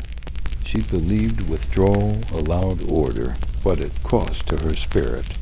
Edward replied softly, "All these years I felt her presence, not as accusation, but as gentle reminder." Holmes closed the journal with care. Memory preserved in pigment and page is more enduring than any ledger entry. Her decision echoes still. He placed the volume next to the brass box, side by side, memory and the earlier confession. Holmes returned to examining the painting's frame. By torchlight he traced the surface, revealing a faint engraving beneath layers of varnish. Crowned serpent star entwined over letters C.L. This was the same motif knit into ledger entries, correspondence, seal wax, and here Clarice claimed it as her own insignia. Holmes tapped the brass box. She reclaimed the mark that once symbolized coercion, her own symbol of guardianship. Miss Carrington nodded. We sat in a shared moment of reflection. The winter sun, pale behind fogged windows, cast Clarice's face into half-light candlelight. might have exaggerated the eloquence of her memory. Holmes said, "We have dealt with voices stifled by threat and silence enforced by contract. But this is legacy preserved by intention." He looked first at Edward, then at Miss Carrington. Now the public record must reflect not only ledger and policy, but personal devotion. Clarice must be remembered not as disappearance, but sacrifice. Edward's eyes glistened. Let it be so. Recorded not as offense, but honor. We returned to Baker Street late afternoon. The journal accompanied us. In the study, Holmes sat at his writing desk as I offered him tea. The portrait remained rapt, its gaze still palpable, even beneath cloth. Holmes flipped through the journal slowly, murmuring over passages of lasting intention. To preserve silence, I painted my legacy. He leaned back. The ledger correctly registered every voice, but Clarice's account was unspoken until now. Memory's ledger is not public, yet historical. I paused. You've restored her voice without requiring speech by honoring her intention. Holmes exhaled softly. Yes, Watson. Speech may fade. Memory persists. In the case file, I began recording key journal excerpts, notating emotional context alongside ledger transactions. Holmes stood by the window, sketching the crowned serpent star symbol next to words like memory, legacy, intent. At midday, a letter arrived from Lestrade, confirming that Edward's public record now includes special mention of Clarice's journal, previously sealed documents, and full disclosure of Ray and Yardley's roles. The ledger's origin and clarifications were complete. Lestrade, having read the transcribed passages, paused near the desk. You did more than ledger justice, Watson. You preserved Clarice's voice despite her physical absence. Holmes nodded. Justice must sometimes honor the silent, not by erasure, but by remembrance. That evening, back at 221B, Holmes and I first sat in companionable silence. I broke it softly. In healing the ledger, you freed the voiceless and offered public release. In honoring Clarice, you restored a memory. Could there be any deeper? Completion? He watched the silhouette of the wrapped painting. Memory persists where speech fails. And now, Watson, the case is closed not only by ledger signature, but by memory's testament. He picked up the journal, gently opening to a final closing line. I vanish so that truth remains. He closed the book and placed it beside the ledger. She claimed silence, but her legacy whispers still. Holmes stood and extinguished the lamp. The gaslight dimmed, shadows shifted across the room. He gazed out at the quiet street. Where voice and memory collide is where justice finds its final shape, he said. He paused. Another such case waits, Watson, where silence and speech do not oppose but complement. We learn, we deduce, and we remember. Then, offering his arm, we stepped out together into London's silence, another whisper awaiting its witness beyond memory's borders. Chapter 10.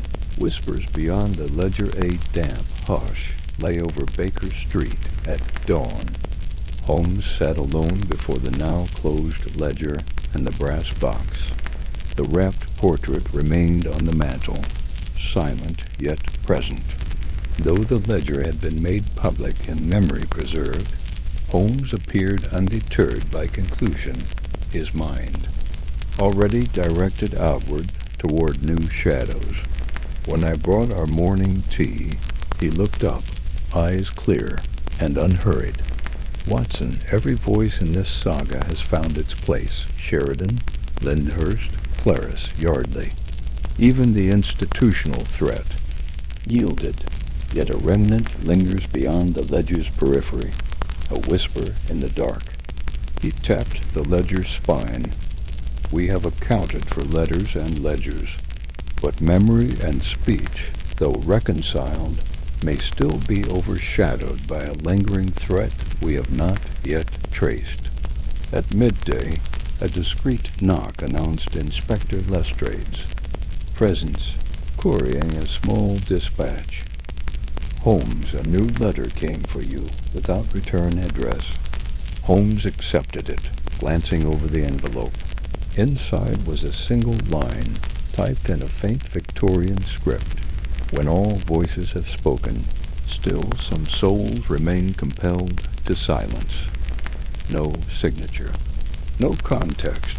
Holmes stared at it intimately. Even after public reckoning, some truths must remain hidden or risk exposure beyond ledger. That evening, we both walked past fog-draped alleys toward Mycroft Holmes's Pall Mall residence, for Edward had requested reassurance that no collateral danger remained from the unexposed letters.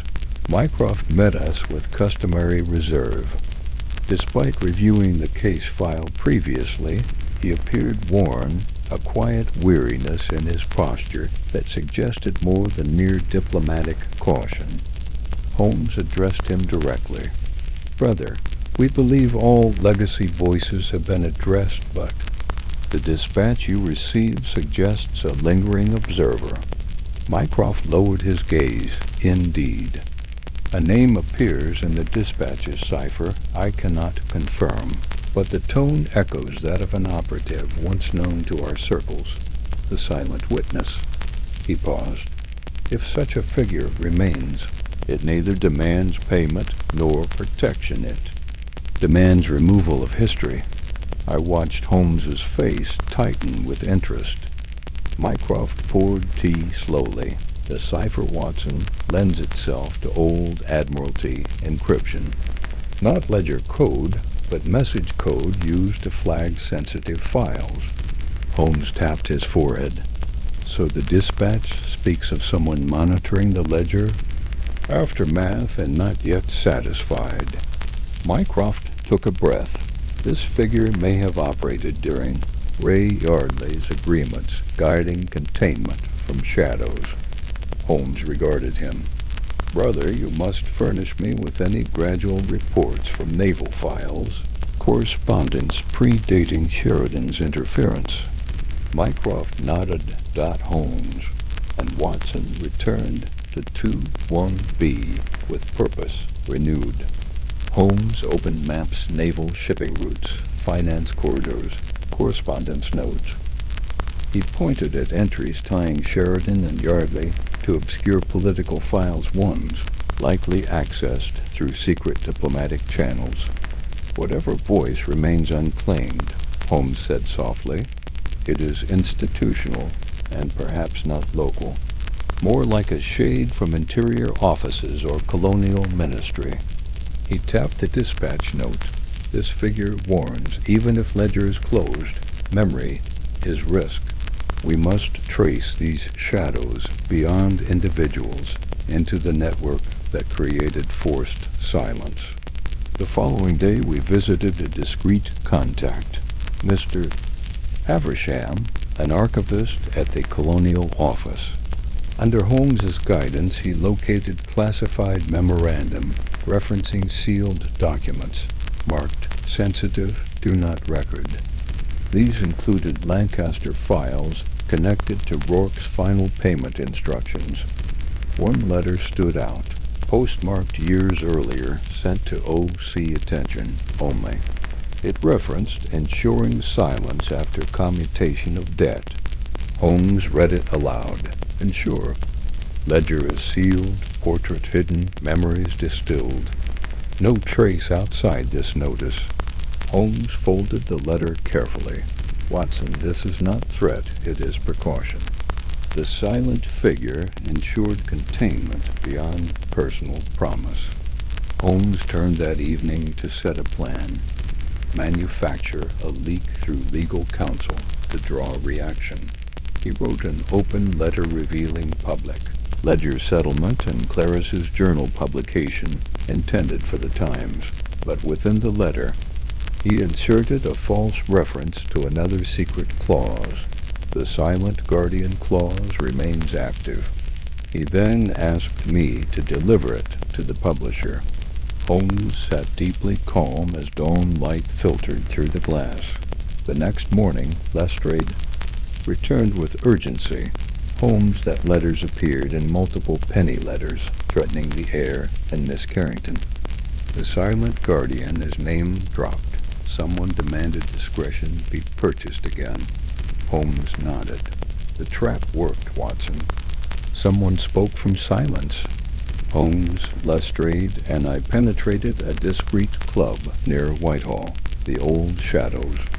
Circle, a meeting place for former officials to share whispers of sensitive dossiers. Inside, the silence was heavy. No one claimed responsibility, but a nervous clerk slipped Holmes an old dispatch addressed to Silent Guardian, dated 1 month before Sheridan's ledger entries. Holmes studied it. The Silent Guardian was neither ode voice nor vendetta but likely an operative assigned to watch. He or she compels memory beyond policy. Holmes posted a second letter, this time referencing the Guardian by name, inviting them to reveal themselves or recede into history. That night, a visitor knocked at the door. A delicate woman, late 30s, composed yet uncertain. She presented Holmes a sealed envelope bearing the serpent star and initials E.R.M. inside, in fine, urgent handwriting. I was the Silent Guardian. I protected Clarice's legacy by watching. Now I have nothing left to guard. My service has ended. She spoke plainly. I am Eleanor R. Morgan. My charge was silence and protection. I took over after Sheridan and Yardley left. When the ledger was revealed, there was nothing to guard but history, and so I watched no more. Holmes inclined. You have let go, but your confession ensures we no longer need fear unseen compulsion. With Miss Morgan's statement, Holmes created a final summary. Operative roles in ledger secrecy, from Sheridan to Lyndhurst to Clarice, Yardley, Ray, and finally Eleanor Morgan as guardian. He compiled records, journal entries, dispatches, and the brass box diary into one file sealed plainly. He then wrote to Edward. The Silent Guardian has released his charge. The ledger, the portrait, the journal, and the memory are now wholly public record. No further threat remains. That evening, Miss Carrington wrote to Holmes. Your final summary restored peace not only to reputation, but to memory itself. At 221B, Holmes and I sat by the hearth. The files lay closed, but memory and justice intertwined. Every voice that spoke from fear is now audible. Every memory that persisted beyond silence is now recorded. I looked once more to the rapt portrait, and the Silent Guardian who watched without entering record has now spoken, completing the circle. Holmes nodded. Justice has been delivered not solely through deduction, but through compassion, acknowledgement, and at last disclosure. He closed his eyes momentarily, and all the ledger's voices. Memory's echo is now honored, with clarity, closure, and continuity. Holmes rose and leaned toward the window. Where voices and memory intersect once more, where silence becomes choice, not coercion, another case will rise. We shall listen. Outside, London's fog seemed to settle with renewed peace. Inside, Baker Street, systems of voice, memory, gallery, Guardian had aligned, and the final whisper at last ceased. He offered his arm. home, Watson. For now, at least, the ledger lies still, and memory has its voice. Chapter 11. The Shadows Between Truths. A pale winter sun barely pierced the gray skies over Baker Street, casting diffuse light across a room arranged in quiet reflection. The ledger lay closed upon the desk, Clarice's portrait still wrapped by the hearth, and the brass box awaited its quiet corner. Holmes stood at the window, exhaling visible breath into the cold air. He turned as I entered with tea and parchment in hand. "Watson," he said calmly, "we believed the case resolved when the silent guardian spoke, but I now sense one final presence yet unaccounted." He gestured to the ledger. "All voices Sheridan, Lyndhurst, Clarice, Ray, Yardley, and even Eleanor Morgan have spoken or published testimony. Yet memory lies not only in what is heard, but in what remains unseen." His posture was poised with restrained urgency. I watched as Holmes slid parchment under my nose, a line of faint pencil writing along a page of the original ledger. Between words lies deeper silence. Handwritten in an unfamiliar hand, Holmes pressed his fingertips to the page. Even after Eleanor's release, this note appears clear evidence that someone watched the ledger's final compilation. That afternoon, Holmes escorted me to my own practice at Cavendish Square, under guise of a routine check on Mrs. Pemberton. In truth, he wished to consult with the nurse and assistant who had handled ledger documents, those same ledger copies. Sent to Scotland Yard and Edwards Archives. At my surgery, he asked questions gently. Who handled the final compilation? Who had access? Could any additional notes have been inserted? The nurse recollected a clerk, an unfamiliar young man who delivered some of the last bound copies. The assistant described him as quiet and polite, carrying a small leather satchel and taking leave abruptly after handing the final bundle. Holmes's interest sharpened. "Watson, someone inserted that note after records were sealed." We retraced the clerk's path to the East India Company archives, as the ledger binding was subcontracted through them for secure copying. Holmes gained access under letter of introduction and found a ledger, receipt signed by the clerk, H. Montague. We also discovered his exit. He left for Ireland the previous month. Holmes's tone carried satisfaction laced with grimness. A courier inserted a whisper after ledger closure, then vanished. That evening we traveled by train to Ireland. The journey was long, fog-laden, and quiet. Holmes sat across from me, reviewing station passenger manifests and ticket records. Finally he looked up. "We will follow Montague's path, but not to Dublin. His real trail leads further west of Cork." He folded the manifest. Silence was not broken in London, but continued beyond ledger. Someone ensured control reached into transnational memory. We arrived at a small coastal village, windswept and near desolate, where Montague had stayed before disappearing. Holmes rented rooms above a weathered inn by the shore, its walls smelling of salt and old wood. Outside, waves crashed, gulls cried, and a brine chill crept around shoaled stones. Holmes paced the inn common room, observing locals with purpose. I sat and watched him, as though reading his thought. A barkeep mentioned Montague. Friendly, quiet, stayed 2 nights. Then no one knew. Holmes placed a coin on the bar. "If someone certain warned you to watch, old friend, I suggest they consider." Their silence recorded. Back on the rocky coast after sunset, Holmes spotted a partially torn page caught beneath a rock by high tide, a ledger leaf, water-stained but legible.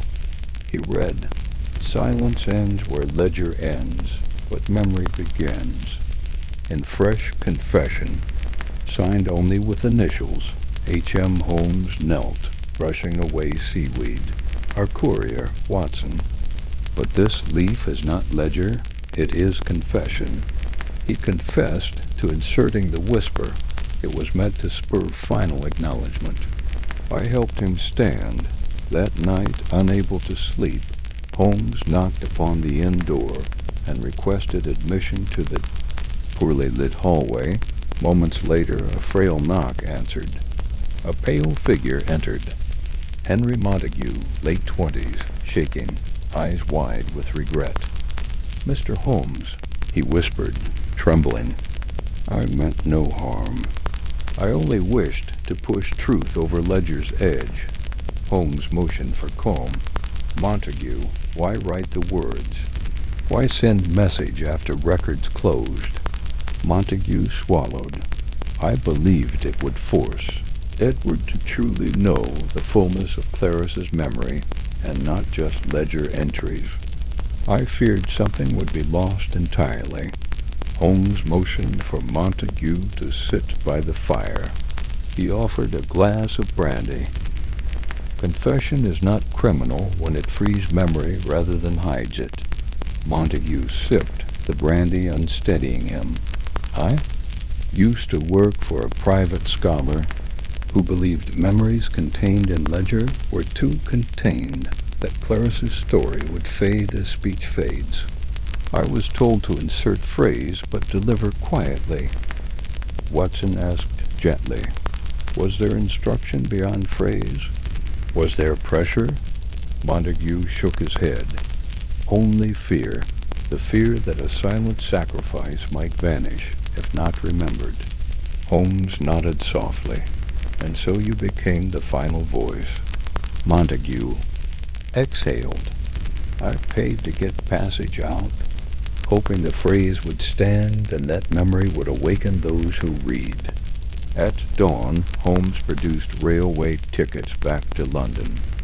Montague surrendered socked notebooks, personal confession, unposted letters, and the phrase leaf.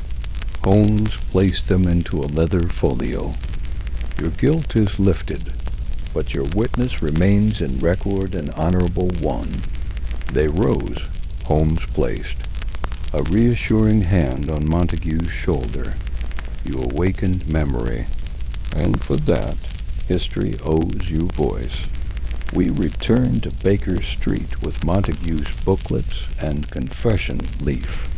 Holmes assembled them with a ledger, journal, portrait, dispatches, and guardian's testimony. He prepared a final dossier, ledger entries including H.M.'s anonymous leaf, Clarice's journal and symbol, dispatches from Colonial Office and Eleanor Morgan, Henry Montague's confession, and notebooks. Holmes sent a letter to Edward and Miss Carrington. The final whisper has now spoken.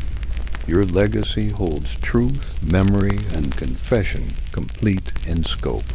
No future silence. Forced, only choice remains.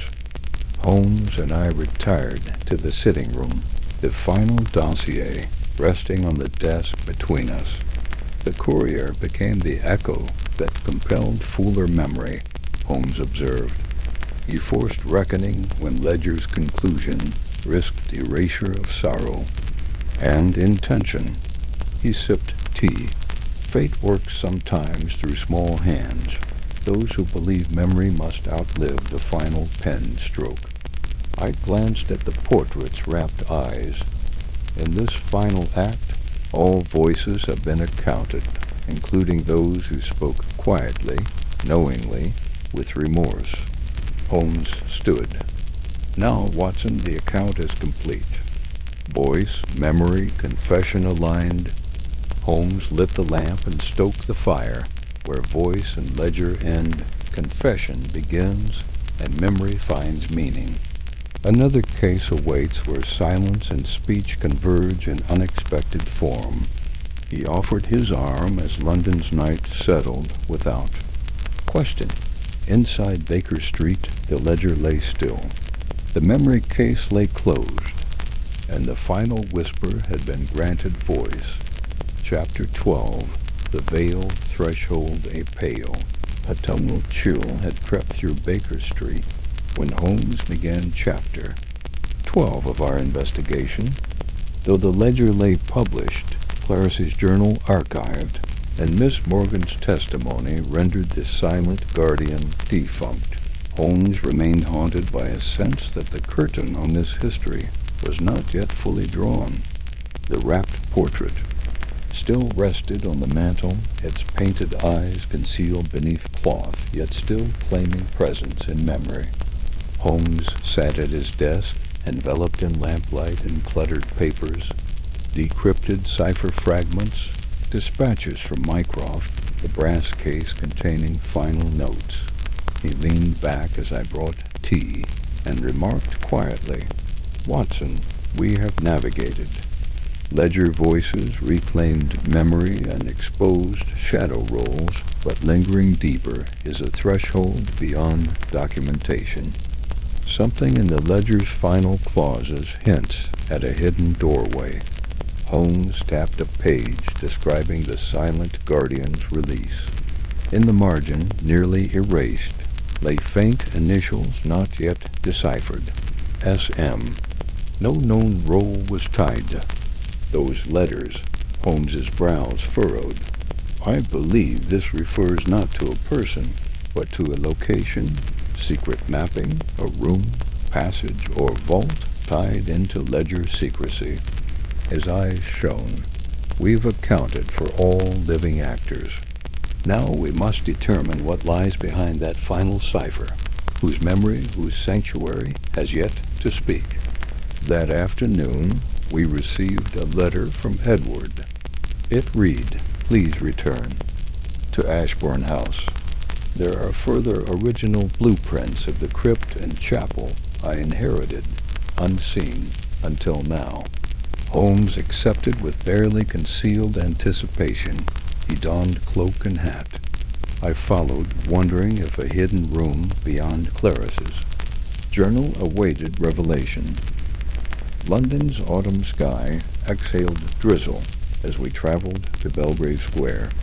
The trees along our route shimmered in wet gold. ASHB OURNE. House seemed draped in silence. Miss Carrington greeted us gently in the gallery, leading us once more through to the hidden corridor behind the main staircase. She now held a rolled bundle of vellum, the original architectural plans of the chapel and crypt. Holmes unrolled them carefully on a mahogany table. Under lamplight, we saw floor plans that extended beyond the chamber we had discovered in Chapter 7. They revealed a secondary crypt, sealed and unmarked, a concealed crypt beneath the original. Miss Carrington bristled. "My father never showed these. Who sealed it? Why?" Holmes traced a finger over narrow lines. "The alignment matches the arches behind Clarice's portrait." The painted crypt represented not only memory but mapped her secret room. We descended once more into the front subterranean passages. Holmes carried a lantern. I followed close behind.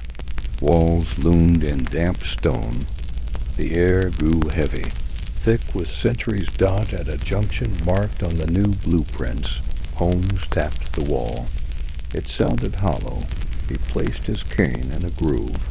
The masonry shifted inward. A hidden doorway revealed at last. We entered a narrow vault illuminated only by lantern.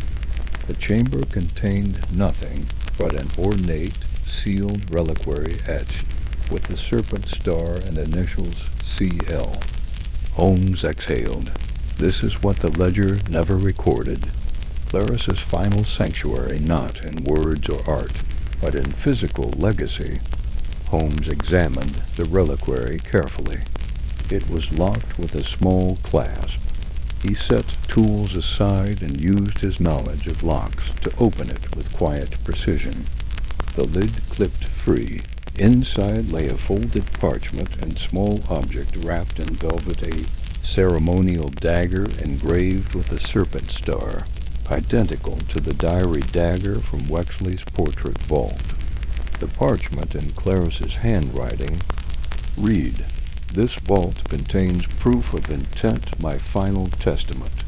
Should the ledger be sealed and compromised, let this dagger bear witness. Should memory be erased, let art and relic declare truth." Holmes held up the dagger with reverence. I noted the fine craftsmanship. It was ceremonial, not meant for violence, yet symbolic of solemn oath. Miss Carrington wept softly. He never knew my father kept this hidden. He told me Clarice had vanished, but never where she disappeared or why. Edward took the parchment. His voice trembled. She meant for her story to endure, to remain more than art, a binding pledge. Holmes studied Edward kindly. Your father sealed this room to protect Clarice's promise. Now it should be revealed, so history honors her fully. Holmes prepared a report detailing the existence of the secret vault, the reliquary, and the dagger and parchment as unambiguous proof of Clarice's intentional legacy. He submitted it to Edward, Miss Carrington, and Lestrade. He wrote to the Morning Post. In a final act of revelation, Ashbourne House now discloses the physical legacy of Clarice Lyndhurst, a par, reliquary and letter confirming her voluntary silence. In art, memory preserved beyond ledger. The estate recognizes not only ledger accounts, but moral testimony. Back at Baker Street, Holmes reflected by the hearth. I held the journal. The relic and letter lay on the table beside us. We began. With ledger entries, he mused, then memory and art, then guardian shadows, finally physical testament sealed beneath stone. Clarice's silence was never passive. It was an act of devotion. I nodded. You have reconstructed speech, memory, and sanctuary. Now the vault stands open, her final testament free. Holmes lifted the dagger with a soft reverence. Justice is not only spoken or written, but enacted. Clarice's oath now witnessed by the world. The next morning, Edward visited Baker Street. He brought the reliquary and letter. He placed it before Holmes with solemn gratitude. You have given voice not just to my father's ledger, but to my sister's truth. This will remain part of Ashbourne archives and your own record. Holmes accepted gently. Your family history now includes ledger, memory, artistry, and sanctuary. That is resolution. Edward bowed. Holmes and I sat late into the night, archiving the dagger, parchment, and journal together beneath glass in the brass box. The portrait remained wrapped. The reliquary was laid open for public inspection. Each voice Sheridan's. Threat, Clarice's silence, Yardley's coercion, Morgan's dignity, now finds its place. Yet our final testimony must recall sanctity over scandal. He paused. The ledger was the beginning. Memory, art, guardianship, and sanctuary had brought closure beyond revelation. Holmes stood, pulling on his coat. We have passed through the ledger and memory into the sanctum of legacy. We have crossed the threshold that lay veiled beneath parchment and paint. He looked toward the portrait's covered frame. Now those things that dared silence had been amplified in history. Miss Lyndhurst's voice, though unspoken, rings clearer than ever. I offered my arm as he steered toward the door. Outside, the street remained cloaked in quiet fog. For now, Watson, he said softly, the ledger, the memory, and the vault rest resolved.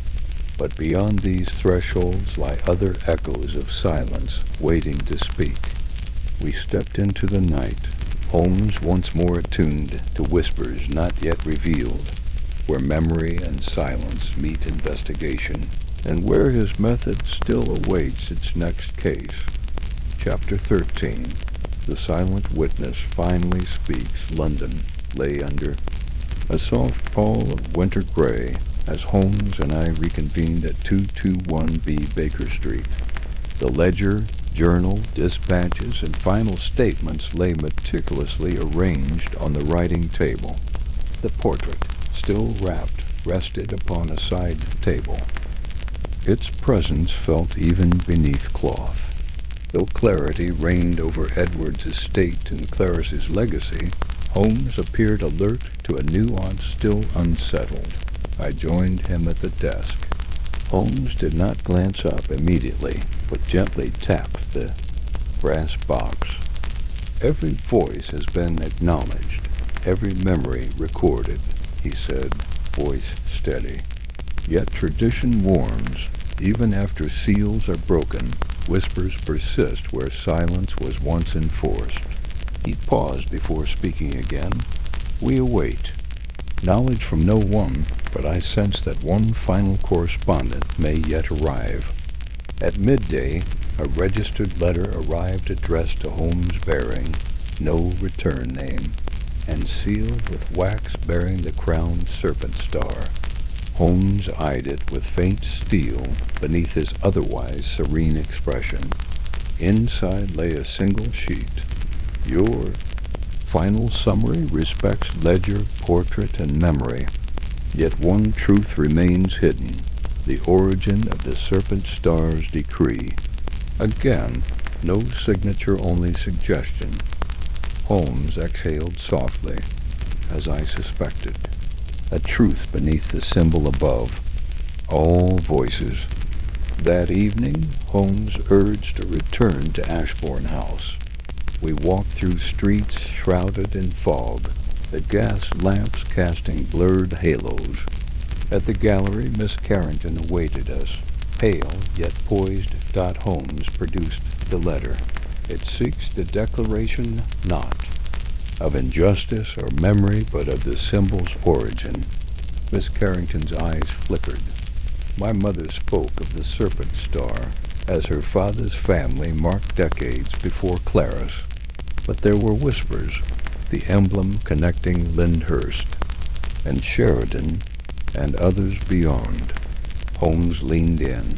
"Then your family knows more than ledger or letters revealed." Miss Carrington nodded hesitantly.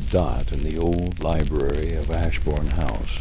She produced an heirloom box containing aged documents, genealogical charts, faded seals, embossed parchment. She opened a letter from Emily and Clarice's great-grandfather, man named Augustus Lyndhurst, bearing the same crowned serpent star. "Let this mark bind us across generations. Let it command silence, not betrayal." Holmes studied the parchment and then the ledger seal, so the symbol predated all proceedings. It served as binding, not only for Clarice, but for Lyndhurst family compacts. He pointed to a crest embossed, faintly, but it also bound the fear, not only of exposure, but of dishonor veer from which and the emblem becomes oppression. Holmes guided Miss Carrington to open a small journal, Augustus's personal memorandum, where ledger entries. "And in flames the serpent star remains. Binders of our compact may not speak. Binders of our compact may not speak. The symbol remains witness." Holmes looked gravely at the lines. This was a hereditary mandate. Even if all voices are freed, the symbol demands that some things remain unspoken, unless not by force, but by choice. Miss Carrington turned pale. "My family, they believed Clarice winked at honor, but they also feared consequence." Holmes nodded. Returning to Baker Street, Holmes assembled a final summary file augmented now by ancestral lineage to the Serpent Star. He laid out 4 tiers: Sheridan's corruption, Clarice's sacrifice, Ray and Yardley's institutional pressure, and now the familial compact itself, rooted in heritage. He traced his finger along the ledger spine. The ledger counted. For voices, Clarice's journal restored memory. The Guardian spoke, yet the symbol remains ambiguous, both protector and sentinel. He turned to me. We must ask, does the symbol guard legacy or conceal truth? Holmes wrote a final open letter addressed to the Lyndhurst family, but published anonymously in the Morning Chronicle. The letter praised Edward's resolution, disclosed Clarice's journal, thanked Miss Morgan for her guardianship, but posed one question. At what point does tradition command silence at the expense of truth? He sent it anonymously to the newspaper and awaited reaction. 2 days later, a somber knock announced Miss Carrington personally. She brought with her a leather-bound book, embossed with the Serpent Star, a codex of Lyndhurst family tradition, previously hidden. My mother wished me to preserve it, she explained, but only now can I open it. She gave the book to Holmes.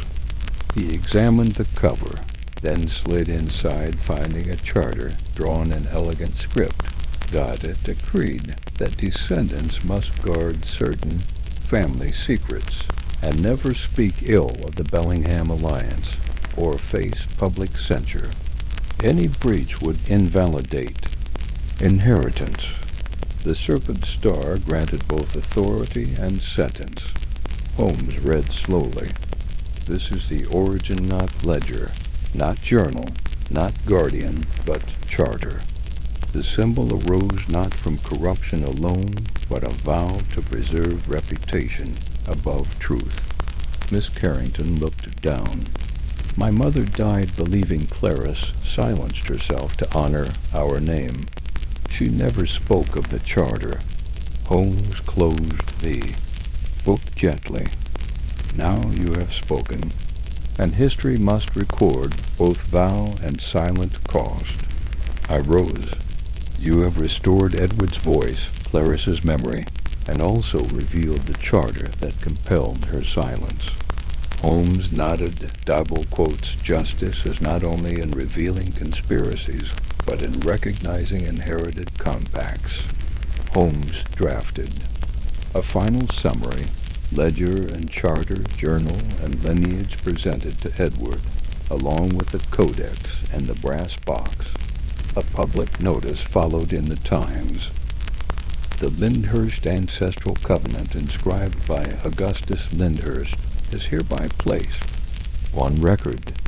Clarice Lyndhurst chose silence, not solely through personal promise, but familial mandate. Her sacrifice is now recognized, and the symbol that bound her shall remain as memory allowing truth to prevail over tradition. Miss Carrington released a statement of her own, acknowledging the charter and Clarice's intentional solidarity with honor. Back in the sitting room of Baker Street, after darkness fell, Holmes and I settled by the fire. The ledger, journal, and charter lay closed beside the wrapped portrait. Flames flickered, casting dancing patterns of symbol and shadow. We resolved voices, restored memory, and reconciled tradition. Holmes said. I looked at him. And you? Revealed the origin of the symbol itself, a binding of honor that ultimately required unbinding. Holmes exhaled. The ledger is now complete, voices heard, memories preserved, symbols understood. Truth has outlasted compacts. Holmes stood and began extinguishing the lamps one by one. In the end, Watson, justice demands not only resolution but illumination. Those bound to tradition must also confront it. He offered his cane. Our ledger along the Thames may lie still, but where memory and silence meet, another awaits witness. We shall listen, deduce, and remember. We paused at the door. The hush of London night embraced us, while inside Baker Street, the Serpent Star no longer bound tongues, but honored stories. Final chapter. The silent ledgers rest a hush. Hung over 221B Baker Street as the final evening fell at twilight, marked by soft shadows and a lingering stillness. Holmes sat at his desk, the completed ledger laid open, Clarice's journal gently beside it. The brass box remained closed, its contents now set in history's hands. Though results had been achieved, he did not rest. Rather, he seemed poised, as if awaiting one last truth beyond the public file. I entered with our evening tea, noting the steady calm about him. "Watson," Holmes said softly, "we have unfolded every voice. Sheridan, Lyndhurst, Clarice, Yardley, Ray, the silent guardian, Eleanor, Morgan. Each part of that intricate ledger has spoken. Yet I am mindful that justice demands not only exposure, but closure." Earlier that day, Holmes received a brief note from Edward, delivered by hand at the street door. "Mr. Holmes, I invite you to Ashbourne House tomorrow. There is meant to be no further mystery, but I would close the circle in person." Holmes nodded slowly. Closure now wears human form. Memory calls us home one last time. On a crisp winter morning, Holmes and I rode through frost-tinged avenues toward Ashbourne House. The carriage moved in soft cadence. Though much had transpired, Holmes spoke only once, about the portrait-wrapped ledger. We once discussed memory beyond ledger's reach. Now memory stands revealed and housed. Yet it must also rest. Miss Carrington greeted us in the gallery, pale but composed. Edward stood beside her, quietly expectant. The walls held portraits of family ancestors, some formal, stern. Clarice is unseen until now draped but visible. "I wish to see you," Edward said gently. "Holmes, not merely to seal the case and its settlement, but to say thank you for restoring not just my voice, but every legacy that earned it." Silently, the drape was removed from Clarice's portrait. I expected solemnity, but found something more, a kind of invitation to remembrance rather than fear. Her painted gaze was calm, compassionate, yet resolute. Holmes observed quietly, then spoke. "This portrait no longer confines a silent presence. It releases it into memory, conversation, and now public acknowledgement." Miss Carrington stepped forward. "Clarice's journal will be archived with my family's records. Edward plans a limited exhibition, so her art and enough of her writings may endure without exposure to scandal." Holmes inclined. "That balances remembrance and dignity. Ledger of memory that avoids sensationalism." Mr. Bellingham addressed us. "I once believed silence kept peace, but learned that remembrance brings healing. Clarice's sacrifice, Sheridan's threats, even the guardianship of strangers, each voice needed acknowledgement, not concealment." He paused, looking at the wrapped ledger and brass box. "Your willingness to bear that burden, Holmes, that restored more than reputation. It restored history." We departed Ashbourne later that day, the portrait respectfully rehung, the journal boxes delivered to Miss Carrington. The carriage returned past quiet London streets. Inside Baker Street, Holmes sat before the ledger once again. We delivered each voice into the ledger public record, preserved memory. But tonight, Watson, we must allow the ledger to rest. True silence carries virtue when earned, not imposed. At the hearth, Holmes reopened his correspondence. He read a final letter from Eleanor R. Morgan, the silent guardian. I watched from shadows so others might speak. You have now given them voice and allowed me rest. From tonight I step back into history myself. Farewell. Holmes folded the letter and placed it beside the ledger. Even those who obeyed silence finally speak and thus become free. I seated myself and began dictating final notes to Holmes's case file, transcribing joint reflections, roles of each participant, journal passages, and Morgan's testimony. Holmes paced gently behind me, then turned, voice quiet.